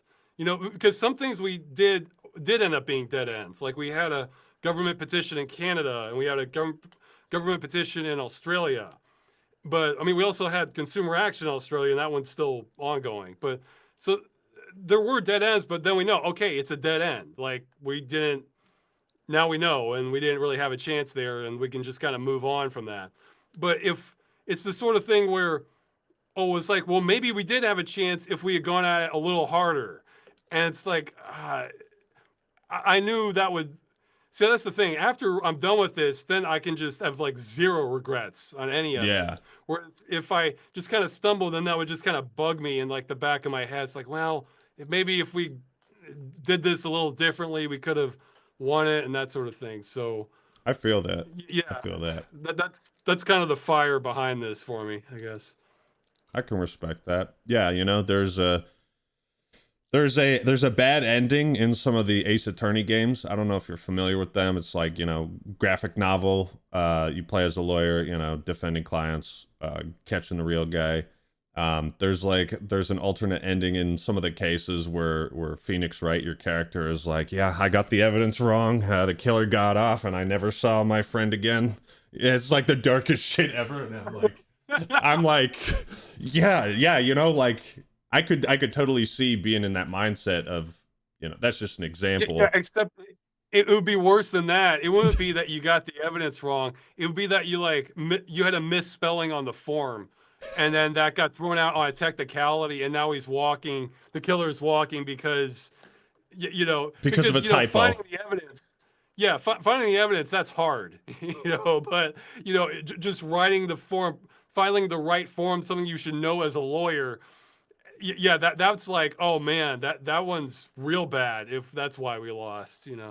Yeah. So I can respect that. Now let's see. I think we've covered pretty much everything, like past, present, and future in regards to Stop Killing Games. I think the future's looking pretty bright. I mean, it seems like, because I also like to, part of the reason I wanted to talk to you personally is like, okay, I kind of want to understand what the new marching orders are. Like, what is my way to be able to continue fighting for this, even if it's like every now and then, some new update. Okay, here's an update video. Here's what they're trying to do and screw us over again, and just like doing my part to make my fans and audience aware as well. Well, this may not be the most I could be wrong, but this may not be the most satisfactory answer, but you're kind of coming in towards the end of stuff that we can kind of influence, Right. After that, there's like, we have to wait on, I want to say like 4 or 5 different government bodies to see what they do. Help keeping the narrative going that the industry is just going to keep lying about this or try to, misdirect on it. That certainly won't hurt. I don't know how much that's going to impact things or not. Like, see, right now until the end of July, pretty much anybody who hasn't heard about this in the EU, more signatures will only help because, yeah, we're probably in the clear, but safety margins won't hurt. And then the bigger the number is, the more politicians take it seriously too. Yeah. So, but after July, it's like, I'm not sure either. A lot of what's going to be going on is sort of, at least as far as I know, kind of behind the scenes stuff with the organizers trying to make these political connections where they're talking to insiders and, maybe having discussions with members of European Parliament, that sort of thing. Yeah, maybe taking them out to a really, really nice dinner, patting their back, maybe touching them down there and saying, hey, you might be hearing about this Stop Killing Games thing. I wouldn't worry about it. Don't listen to those gamers. For all I know, that might not even be exaggeration. Like, I know a lot less about that sort of thing, though. That one's going to be not my job so much. Right. Mine was kind of promoting the hell out of this.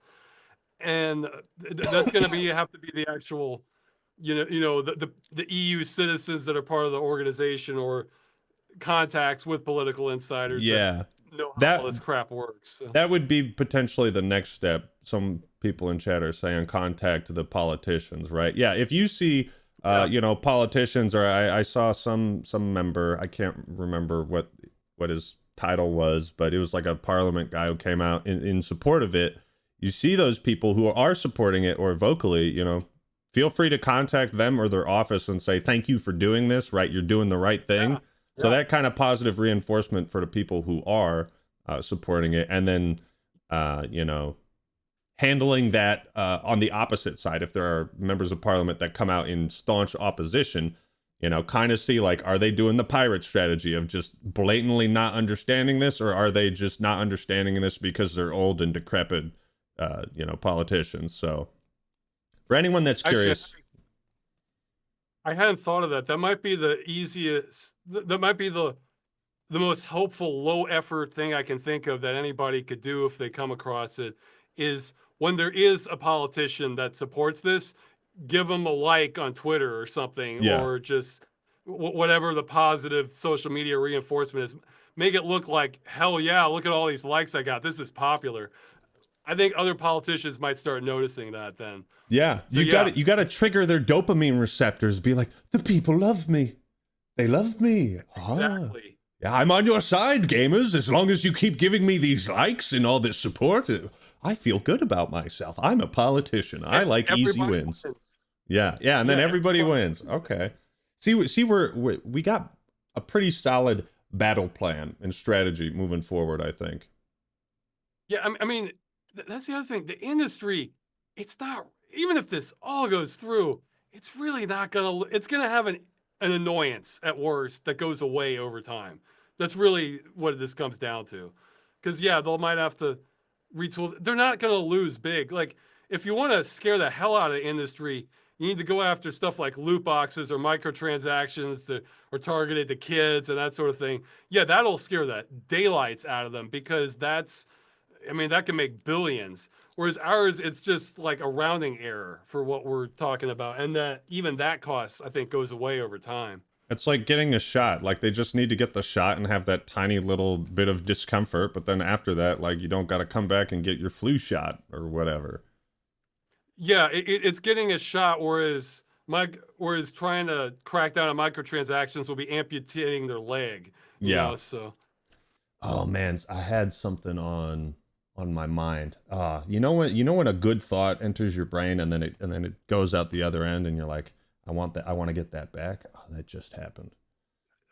I've probably had that to me hundreds of times over the past year, like Yeah. for conversations. Man, what was it?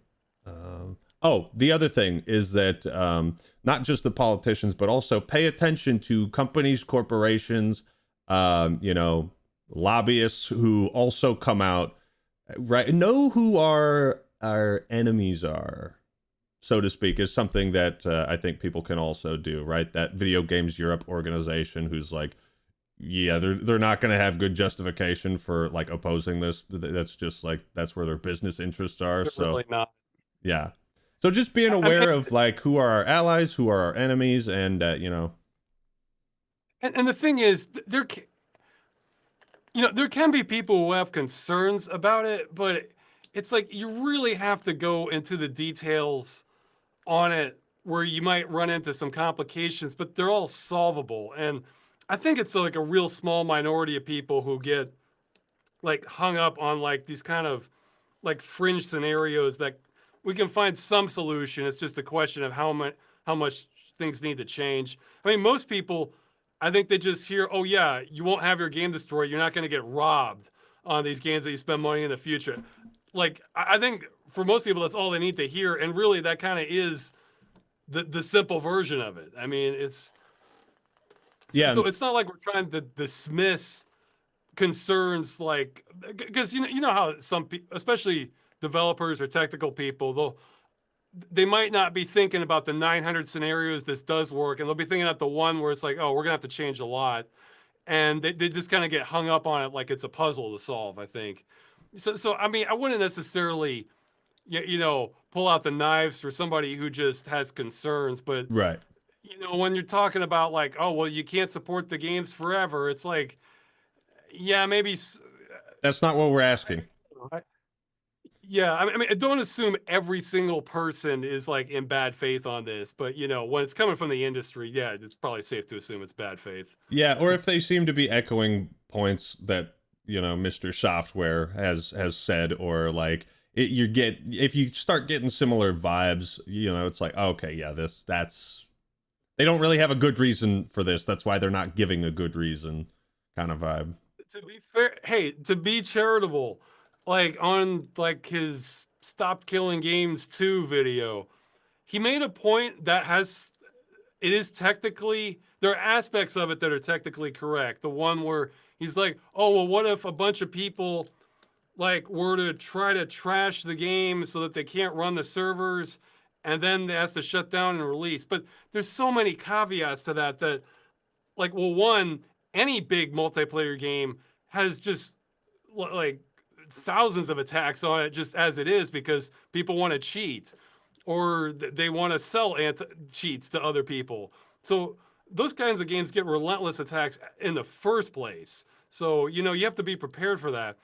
But it's like, okay, well, another aspect is, well, they could just keep running the game and let the cheaters keep at it if they feel like they can't keep going and not have to release anything for as long as they want to run the servers.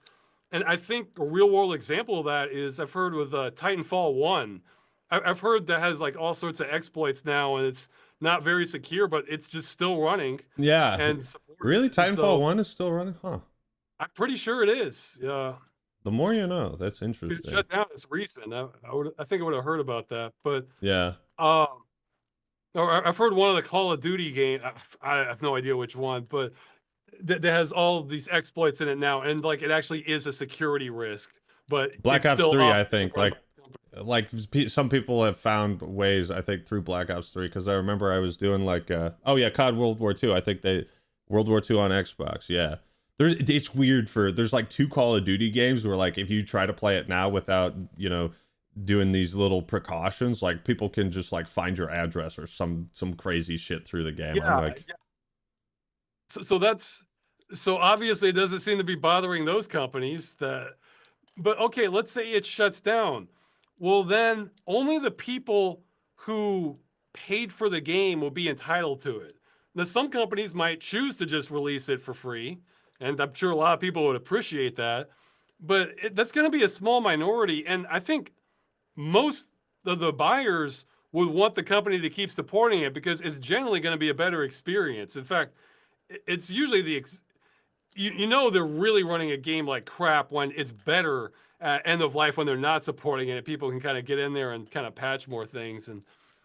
But so there's that caveat, and then there's, okay, well, once it goes down, like he was worried about, like, whoa, can they charge for the servers or not? And this was like, who cares? That's whatever they want. That's not our issue, you know, if they can charge for the servers or not. And then he was acting like there would have to be a government body to a new one to handle all this. It's like, well, that's just the copyright office essentially, or just whatever the consumer protection agency is that already exists, you know.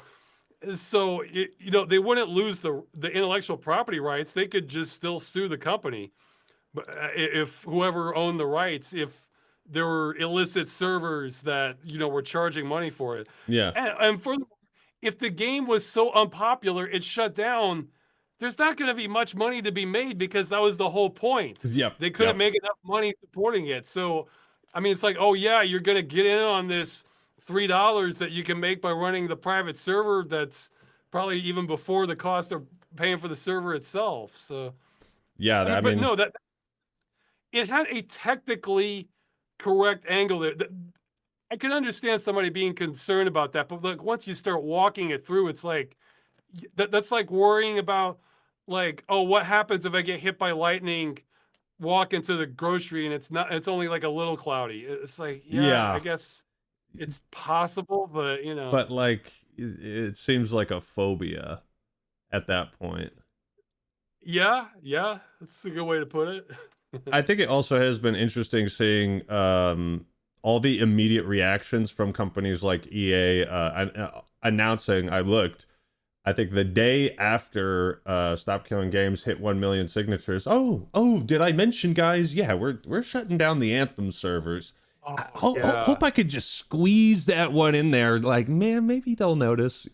But it was literally like July 2nd or July 3rd where they just announced that, and I was like, man, what great It was timing. like the same day. I think you're right. Yeah. Yeah, that's like 100% what we're trying to stop. I mean, I know Anthem did not. There was a lot of complaining about Anthem, and it was probably well warranted. But I think that's where it comes down to, like, you know, one man's trash is another man's treasure, because I think you're going to have two crowds. that would still want to play that. One, there'd be kind of my camp where, yeah, okay, maybe the game sucks, but I saw a lot of cool looking screenshots of all these canyons and waterfalls and some alien world where I'm flying around. So maybe if I'm going in with real low expectations, not expecting a great game, but just kind of want to treat it more like a theme park ride or something, I'm still interested in it. And then there's going to be the other camp who, like you mentioned earlier, they want to see just how bad it was. They want to. Or if there was even something salvageable, because I'm also working on a follow-up Stop Killing Games, because I made my first video and then we got all the signatures, so I'm working on a follow-up. But yeah, one of the parts about Anthem is that the Iron Man sort of flying around.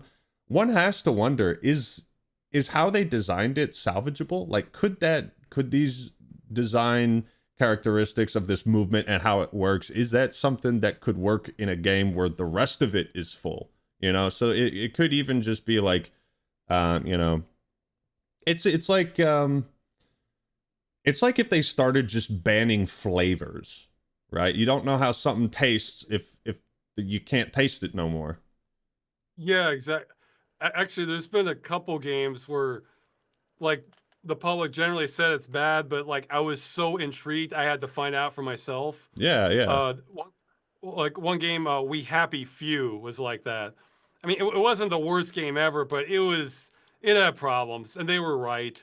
But I was thinking, this is just too weird and interesting. I have to find out like what's going on here. So yeah, I mean, it's if you think about Concord, right? Imagine it's like that other episode of South Park where Cartman gets his own theme park and he's like, nope, nobody can come in, right? They launch Concord and then, oh, nope, we're shutting it down 3 weeks later. Nobody can play it. It's dead, gone forever. Who knows? A couple of years from now, I guess we'll make Concord playable again. Why not?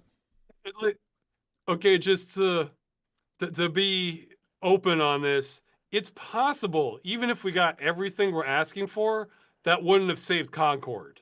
Nothing could have. Yeah, well, for different reasons. Right. Or additional reasons, I guess.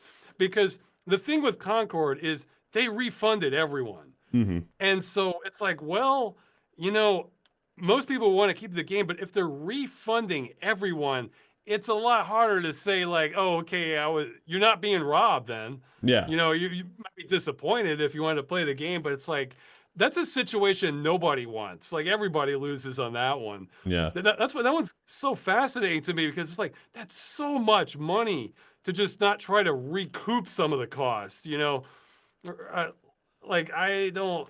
I guess I understand because the player numbers were so low, at the when it came out. I'm just making up numbers. Well, what if they did spend like 50 million or 10 million making the mini series to go with it?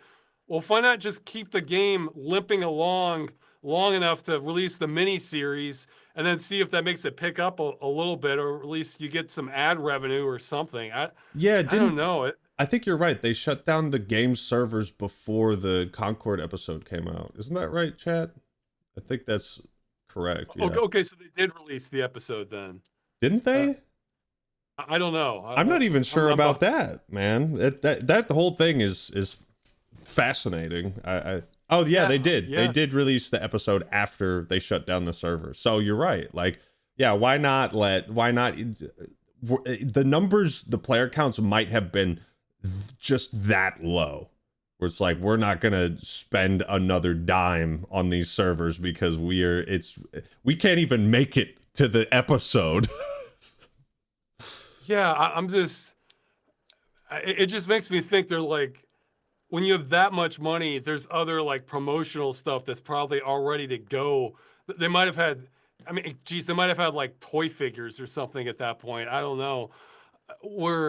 So I'm wondering, like, it seems like you try to like at least scrape back like $1 million or $2 million through some channels just for the people buying this ironically or something. Yeah. Like, that's like the people who went and saw Morbius after they reopened it in theaters. The handful of people. Exactly. Yeah. Yeah. I could even see them trying to pull a Morbius. Like it's maybe, we've lost so much money on this. we can shovel a little bit more to just get some like stealth marketers in chats everywhere trying to make this into a meme, and maybe we can bring it back that way. I mean, that's where my mind would be at if I had been like the captain of a disaster that big, you know? So like, Bro, I feel like if someone ever makes like a documentary or a movie about Concord's failure, because I think it was the biggest gaming failure, like that's a fantastic title, Captain of Disaster. yeah, I mean, there's got to be more there going on, I think, that we know about. It's no, I think there, yeah, you wouldn't get your money back, but you could like scrape back some, I think, from playing up the meme angle. Or maybe I'm just ahead of the curve, and then in a couple years, every failed IP is going to start doing this, and then it stops working too. Yeah, So, yeah. Yeah, maybe Stop Killing Games is going to be so successful, companies are going to realize, wait, we can just re-release our shittiest games and they'll buy them for the meme or something. well, it happened organically, but I think the biggest ever success story like that would have to be the Rick Astley "Never Gonna Give You Up." I mean, Yeah, yeah. that I bet a lot of companies wish something like that would happen to one of their old catalog, you know. Yeah, yeah, some like old forgotten horrible game or whatever. But I think one last point I wanted to bring up and ask you about. So like there's one game that I'm super glad was preserved and in effect saved. And I mentioned it in my video, which is Command and Conquer Renegade. And Yeah, are you familiar with that game? I am. That's been kind of on my back catalog can go back decades. That's been That's one crazy. on Yeah, my you were two talking play. about EverQuest. Like Yeah, no, it's in fact I'm doubly interested in that one because um yeah, again, I'm like in the fringe category here because that one's in 3D and they released the source code to it. So that makes me think, oh, well, I bet if you have the source code, it's not going to be too hard to have a VR mod for it. So I can go in there like I'm actually in the, low texture resolution polygonal world, but I still can enjoy stuff like that. yeah, so But what I'm interested in the game anyway. But yeah, so for Command and Conquer Renegade, there might be like an online playable version of the original, but what this team did, Totem Arts, I think is their name, if I remember. They essentially made like a free spiritual successor. They essentially made a free remake that everybody can play for free. They essentially have EA's blessing to basically do whatever they want, so long as they don't make any money, and they don't. It's just purely for the love of the game. And thank God they did, because man, that was one of those games I played. That was like one of the first. That was the first FPS game I ever played online, right? oh With wow, other play, because it was like 2002. It was before Halo 2. And that game is so much goddamn fun. Now that I'm a YouTuber, it's like 32 or 64 players max, right? So if you really want to enjoy the game the way it's meant to be played, you gotta get like 16 people minimum, I think. And so I've heard it was Planet Side before Planet Side. PlanetSide, I'm not too But familiar with Planet that one. Side's another. Its claim to fame was, sci-fi shooter has big armies coming in. Like that. They might have still set records for like maximum number of players in a first-person shooter, that sort of thing. I'll have to look that up. Yeah. But to ask you, like, is there one game that you wish wasn't killed, or maybe it was, or something you would want to preserve most or go back to and replay? Like a game from your childhood that you're like, man, I hope this is preserved. Does that make sense? Because for me, that like, if there's one game that comes to your mind, you think of why is video game preservation important? My first example is Command and Conquer Renegade X. That's why. Well, geez, there's be so many, but I mean, unless you're talking about ones that are like at risk or that have been shut down, or No, one's It- like a game that's important to you that you're like, this is my oh, fucking okay, well, jam. Like, I hope. You know, I can always I replay mean, this. I would rapid fire some. I mean, like Deus Ex, System Shock 2, Supreme Commander. I mean, more recently, Subnautica, Super Metroid. I mean, it's just then you're just kind of asking like, what are your favorite games? You know, because Yeah, I guess I'm so. thinking of ones that you come back to them now, they're still a lot of fun. Whereas some were like really great for the time, but then maybe don't hold up as well down the line. But no, well, that's the good aspect for me so far is most of the games that have just been outright killed. They either weren't the best or I got a chance to play the ones I was kind of curious about. Like I think your chat, somebody mentioned Dust 514, and I was interested in that, but never got Hmm. a chance to try it out. So, I haven't heard of that but one. that probably wasn't the best ever game too. Yeah. But so that's what worries me is at some point it's going to be a really great game that gets well. Hey, I mentioned the crew. I mean, it's not the greatest game, but that map there is nothing like it. So When I saw gameplay of it, and you know, I found this clip of the moment the servers were shut down. And I was looking around at I was like, "This is 2014. This actually looks really, really good for 2014." oh yeah, it was definitely kind of cutting edge at the time, and but just the scale is just what blows.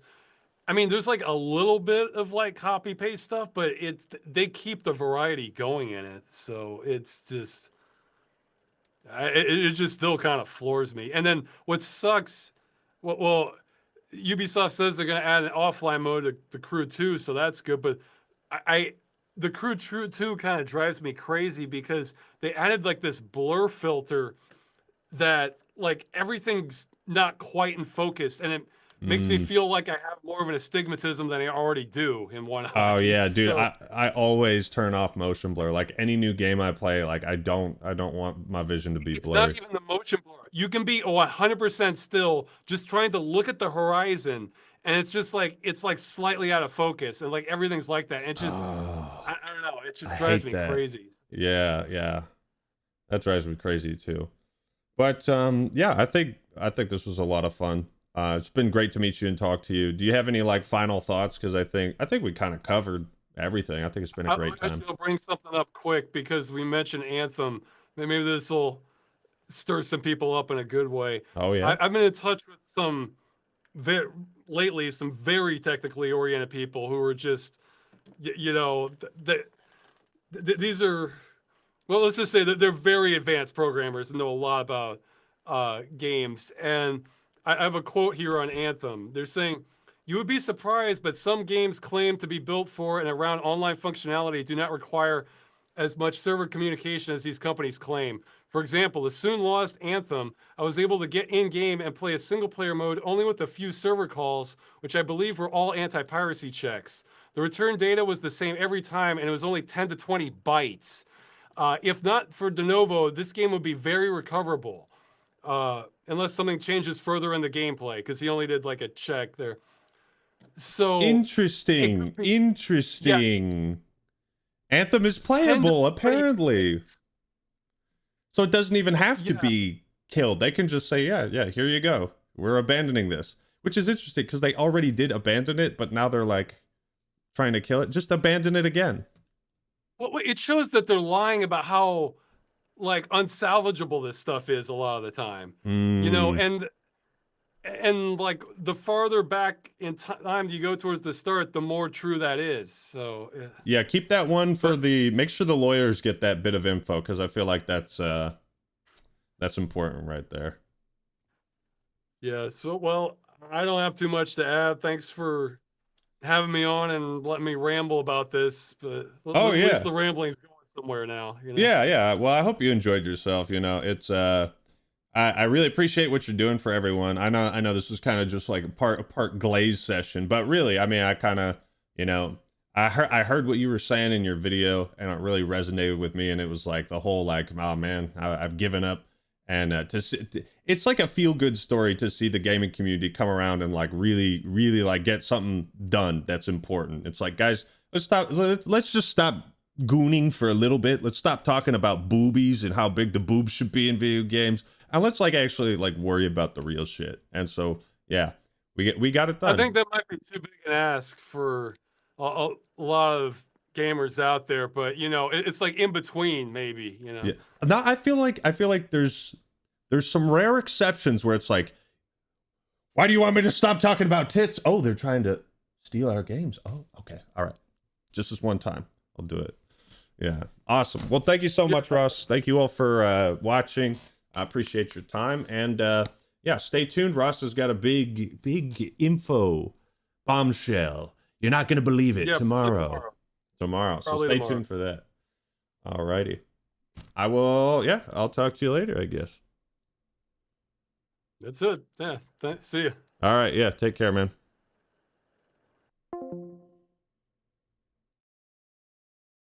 One. And now he's gone. Where do we go from here? Where do we go?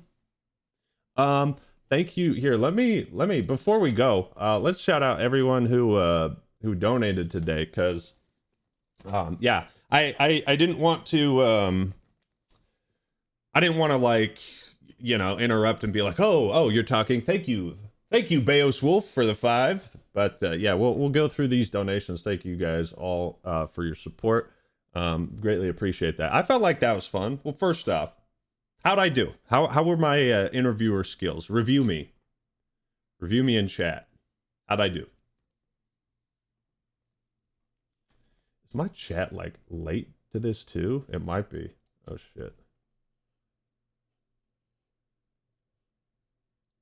Pretty good. IGN 7 out of 10. Did great. Okay. Yeah, I felt like.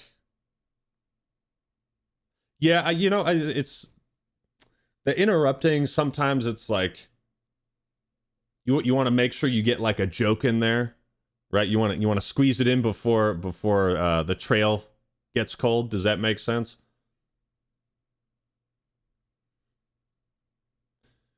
You choked like a new girl in the adult film industry. Jeez, man, that's a good one. That's a good one. Also, yeah, it's interesting to see. I was going through. Someone had tallied up the logs, like what was the quota for each country of signatures, and yeah, that's pretty interesting. Excuse me. All right, let's go through these donations. Also, thank you, Kat and Paragon, for modding the chat. I don't know, was anybody ridiculous? It didn't really seem like it. Yep, thank you, Beos Wolf, for the £5. The Mans for another 5. Daniel O here. Thank you, Actman, for having Ross on. Without his hard work and the ECI volunteers, the initiative would have come to be. Thank you, of course. Yes. J.O. of the Isles, new member. Thank you for that. Dragonclaw. How did you get this symbol? Thank you for the 20, Dragonclaw. The Actman should play and review Expedition 33. I should. I haven't gotten around to it, dude. I'm backed up on content as it is. I'm supposed to post the video on the second channel today, and I got to record it and put it together real quick. It's about millennials having the best childhood. Malik, the Darth Malik. Can we do stop killing live streams next? I've had 4 ad breaks in 15 minutes. Shit, man, is that really? Were the ads that bad? Maybe I should do. They have like 3 options on YouTube. They have like balanced, conservative, and aggressive. Maybe I should do balanced or conservative, whatever's the light ads. If you guys, by the way, for future live streams, if you don't have YouTube Premium, ads were pretty bad. People that don't have YouTube Premium, I just want, how bad were the ads on this live stream? If you were getting ads, how bad was it? Because it's not like Twitch, I think, where you can actually time out where ads play. How bad were the ads? Did not see a single ad. Huh? Maybe it's ad guard. Fairly frequently. Okay. Doesn't seem too bad. Maybe just a small group of people were having a bad experience.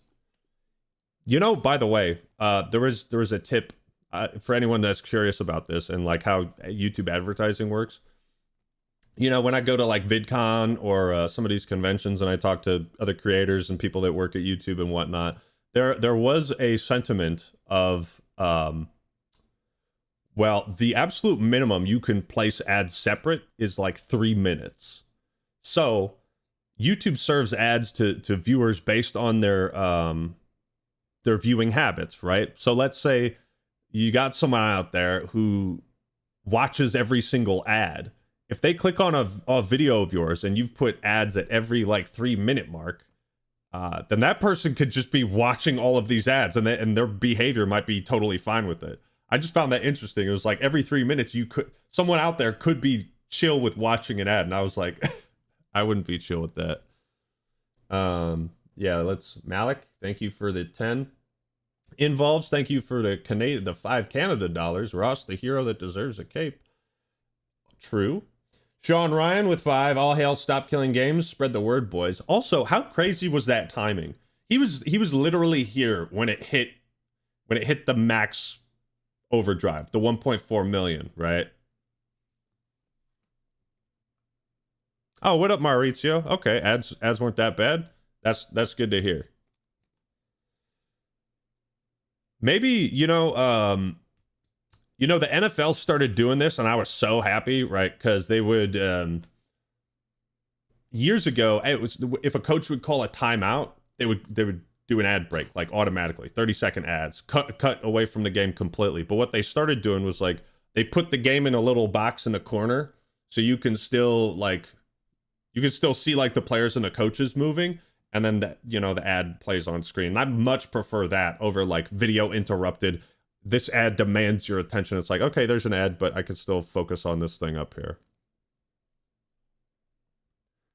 Yeah, okay. Sean Ryan, the Blads, thank you for becoming a member.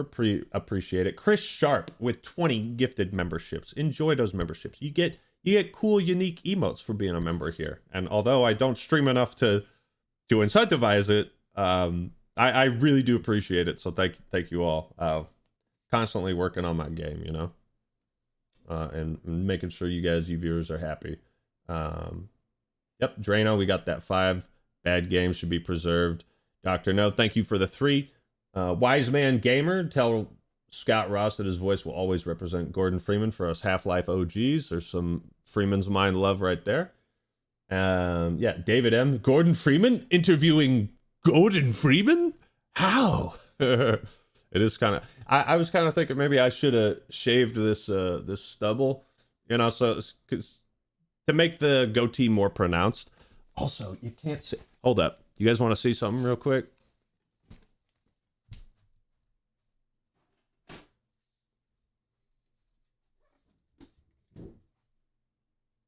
That pretty sick. I think this is pretty cool.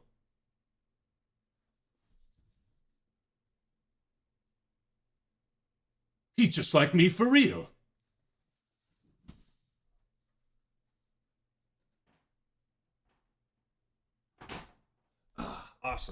Awesome. All right. Let's finish up these donations and then I gotta take a piss and say goodbye. AWE, thank you for the 10 BYN. Kudos to Ross. FT, thank you for the 10.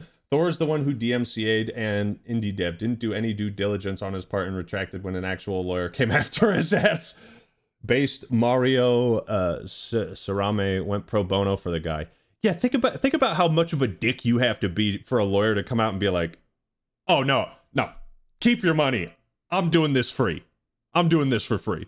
Think about how fucking big of a dick you gotta be for a lawyer. Like that profession, which, you know, they say blood-sucking lawyers, you know, there's that whole stigma, but just imagine how bad you have to be. Who's popping? Thanks for the 2. Are we talking about the narcissist? Yeah. Cookie Blitz, thanks for the 10. A channel that speaks Spanish took some of my Left 4 Dead videos and just translated it and put his own edits. Plagiarism, man. Yeah, it's weird, man. It's like, it's sometimes with the whole plagiarism angle, I'm like, it seems like more effort than it's worth, right? Like, it's not hard to give your opinion on something, at least not for me, right? Or to for me, the struggle with like creating art or a video is like, how do I organize this so that my stream of consciousness is like understandable, right? Some people cannot think of anything original. I know, isn't it? That's gotta suck, dude. That's gotta fucking suck. Like sometimes you ever see people that use the exact same insult all the time? Like there's some people on Twitter that just call everything gay or homo. And I'm like, dog, you can't. If you use the same insult too much, you take away any effect it has, right? Like, and you also just like you look like you can't come up with anything else. Yeah, I only use gay or, well, your mom is funny because it's the most basic like low effort comeback. It's you that's why your mom will always be funny. But yeah. Lenore Lestrange, I don't know if you're still here. Viewer question. Oh yeah, what's next after SKG? More Freeman's Mind. Thank you for the 5. Baz, thank you for the 10 pounds. Pennies for Ross for doing the Lord's work. Appreciate it. I've loved this fucking account. Someone made a fucking YouTube account based on a joke from a Destiny 2 video I made. Hold up, I gotta screenshot this. I may have sent this to my buddy. He'll love it. It's I shoot, therefore I aim. And it's just a picture of Fat Zavala. Wow, I love that. I love that. Thank you, I shoot, therefore I am. Now that you are finished killing games, you are no longer having fun, at which point it's not my problem anymore. I wonder if that is you, Spinny. If that's my buddy. Yeah. Okay. Sorry. We're going to keep going. 6-6. Kaiser Soza. Ross Udaman, thank you for the 2 pounds. Baz, thank you for the 10 pounds. CEOs who say this would be a problem. Well, it is a problem because of you. You caused this. That's true. Jim, thank you for the 5 pounds. Zach Kruger, thank you for the 20. As an example of that being an incorrect conclusion, look at the COD Zombies community. I refuse to play any COD after Black Ops 3 because the newer maps and mechanics are fairly trash. That's fair. I mean, did you see the Halo community has revived 360 Halo matchmaking with preserved stats, progression, and file share? See, one thing we should do is perhaps give Halo Studios and 343-ish a bit more props and credit for actually, yeah, like allowing all that to be preserved, and also like all the you know, the Halo 2 E3 trailer, like working with modders to make sure that shit's playable. Like that's really cool. I do need to I need to make a follow-up video, a Halo video. If I go like 8 months without making a Halo video, something in me it like feels off. It's like a shelf is out of place, you know. But yeah, I have this idea for a video like Halo's finally saved, and then I would go over a bunch of the best mods. Yeah. If you want to financially support Ross, go to Accursed Farms website, then go to the donations page. Bro used up a lot of his own money for SKG. Yeah, so I in fact feel a little, and he doesn't ask for money, so I think he probably just points that out. But that's yeah. If you do want to financially support Ross, like that's something you could do. There's all kinds of things you can do to help contribute. You know, even just like liking a tweet that's in favor of you know, what we're trying to accomplish. Is there really any hope for game preservation? Absolutely, there is, Bonkai. Yeah. We hopping on Renegade after this? Code Red Cud. I mean, I will keep promoting that game for free because I love that shit so much. It's just, I honestly would want to stream that for people who don't know much about it, because you are going to be sold on it real quick once you actually experience what that game is like. When am I streaming MGS1? Solid Snake. We did this stream. I got some other things I need to take care of.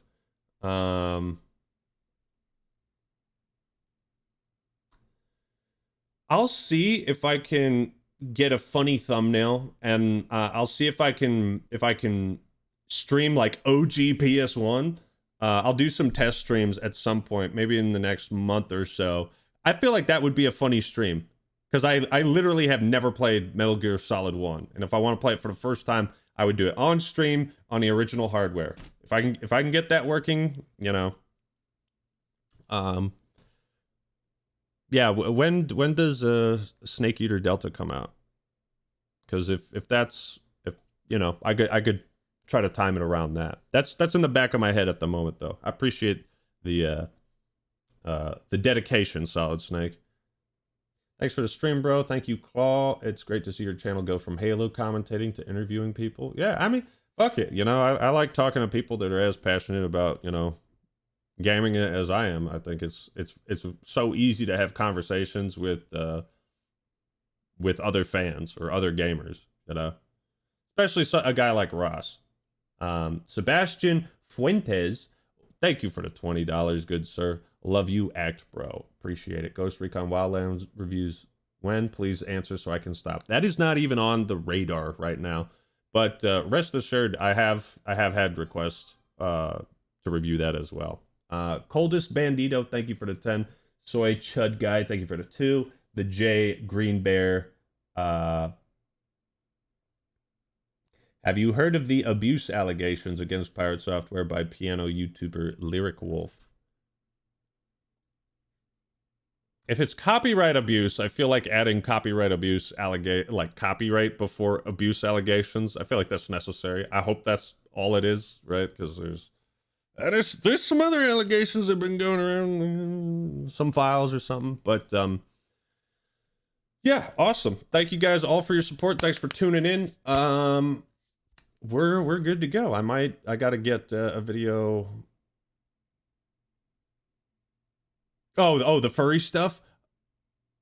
I heard about the furry stuff. I don't know about like real abuse. The furry stuff is really funny. Maldavius Fig Tree, would you like some furry porn? Come to my shop. If you haven't heard about it, awesome. Yeah, thank you guys for tuning in. Thanks for the support. Yeah, glad you could also give Ross some love too. Awesome. I'll see you guys later. Thanks for tuning in. Bye.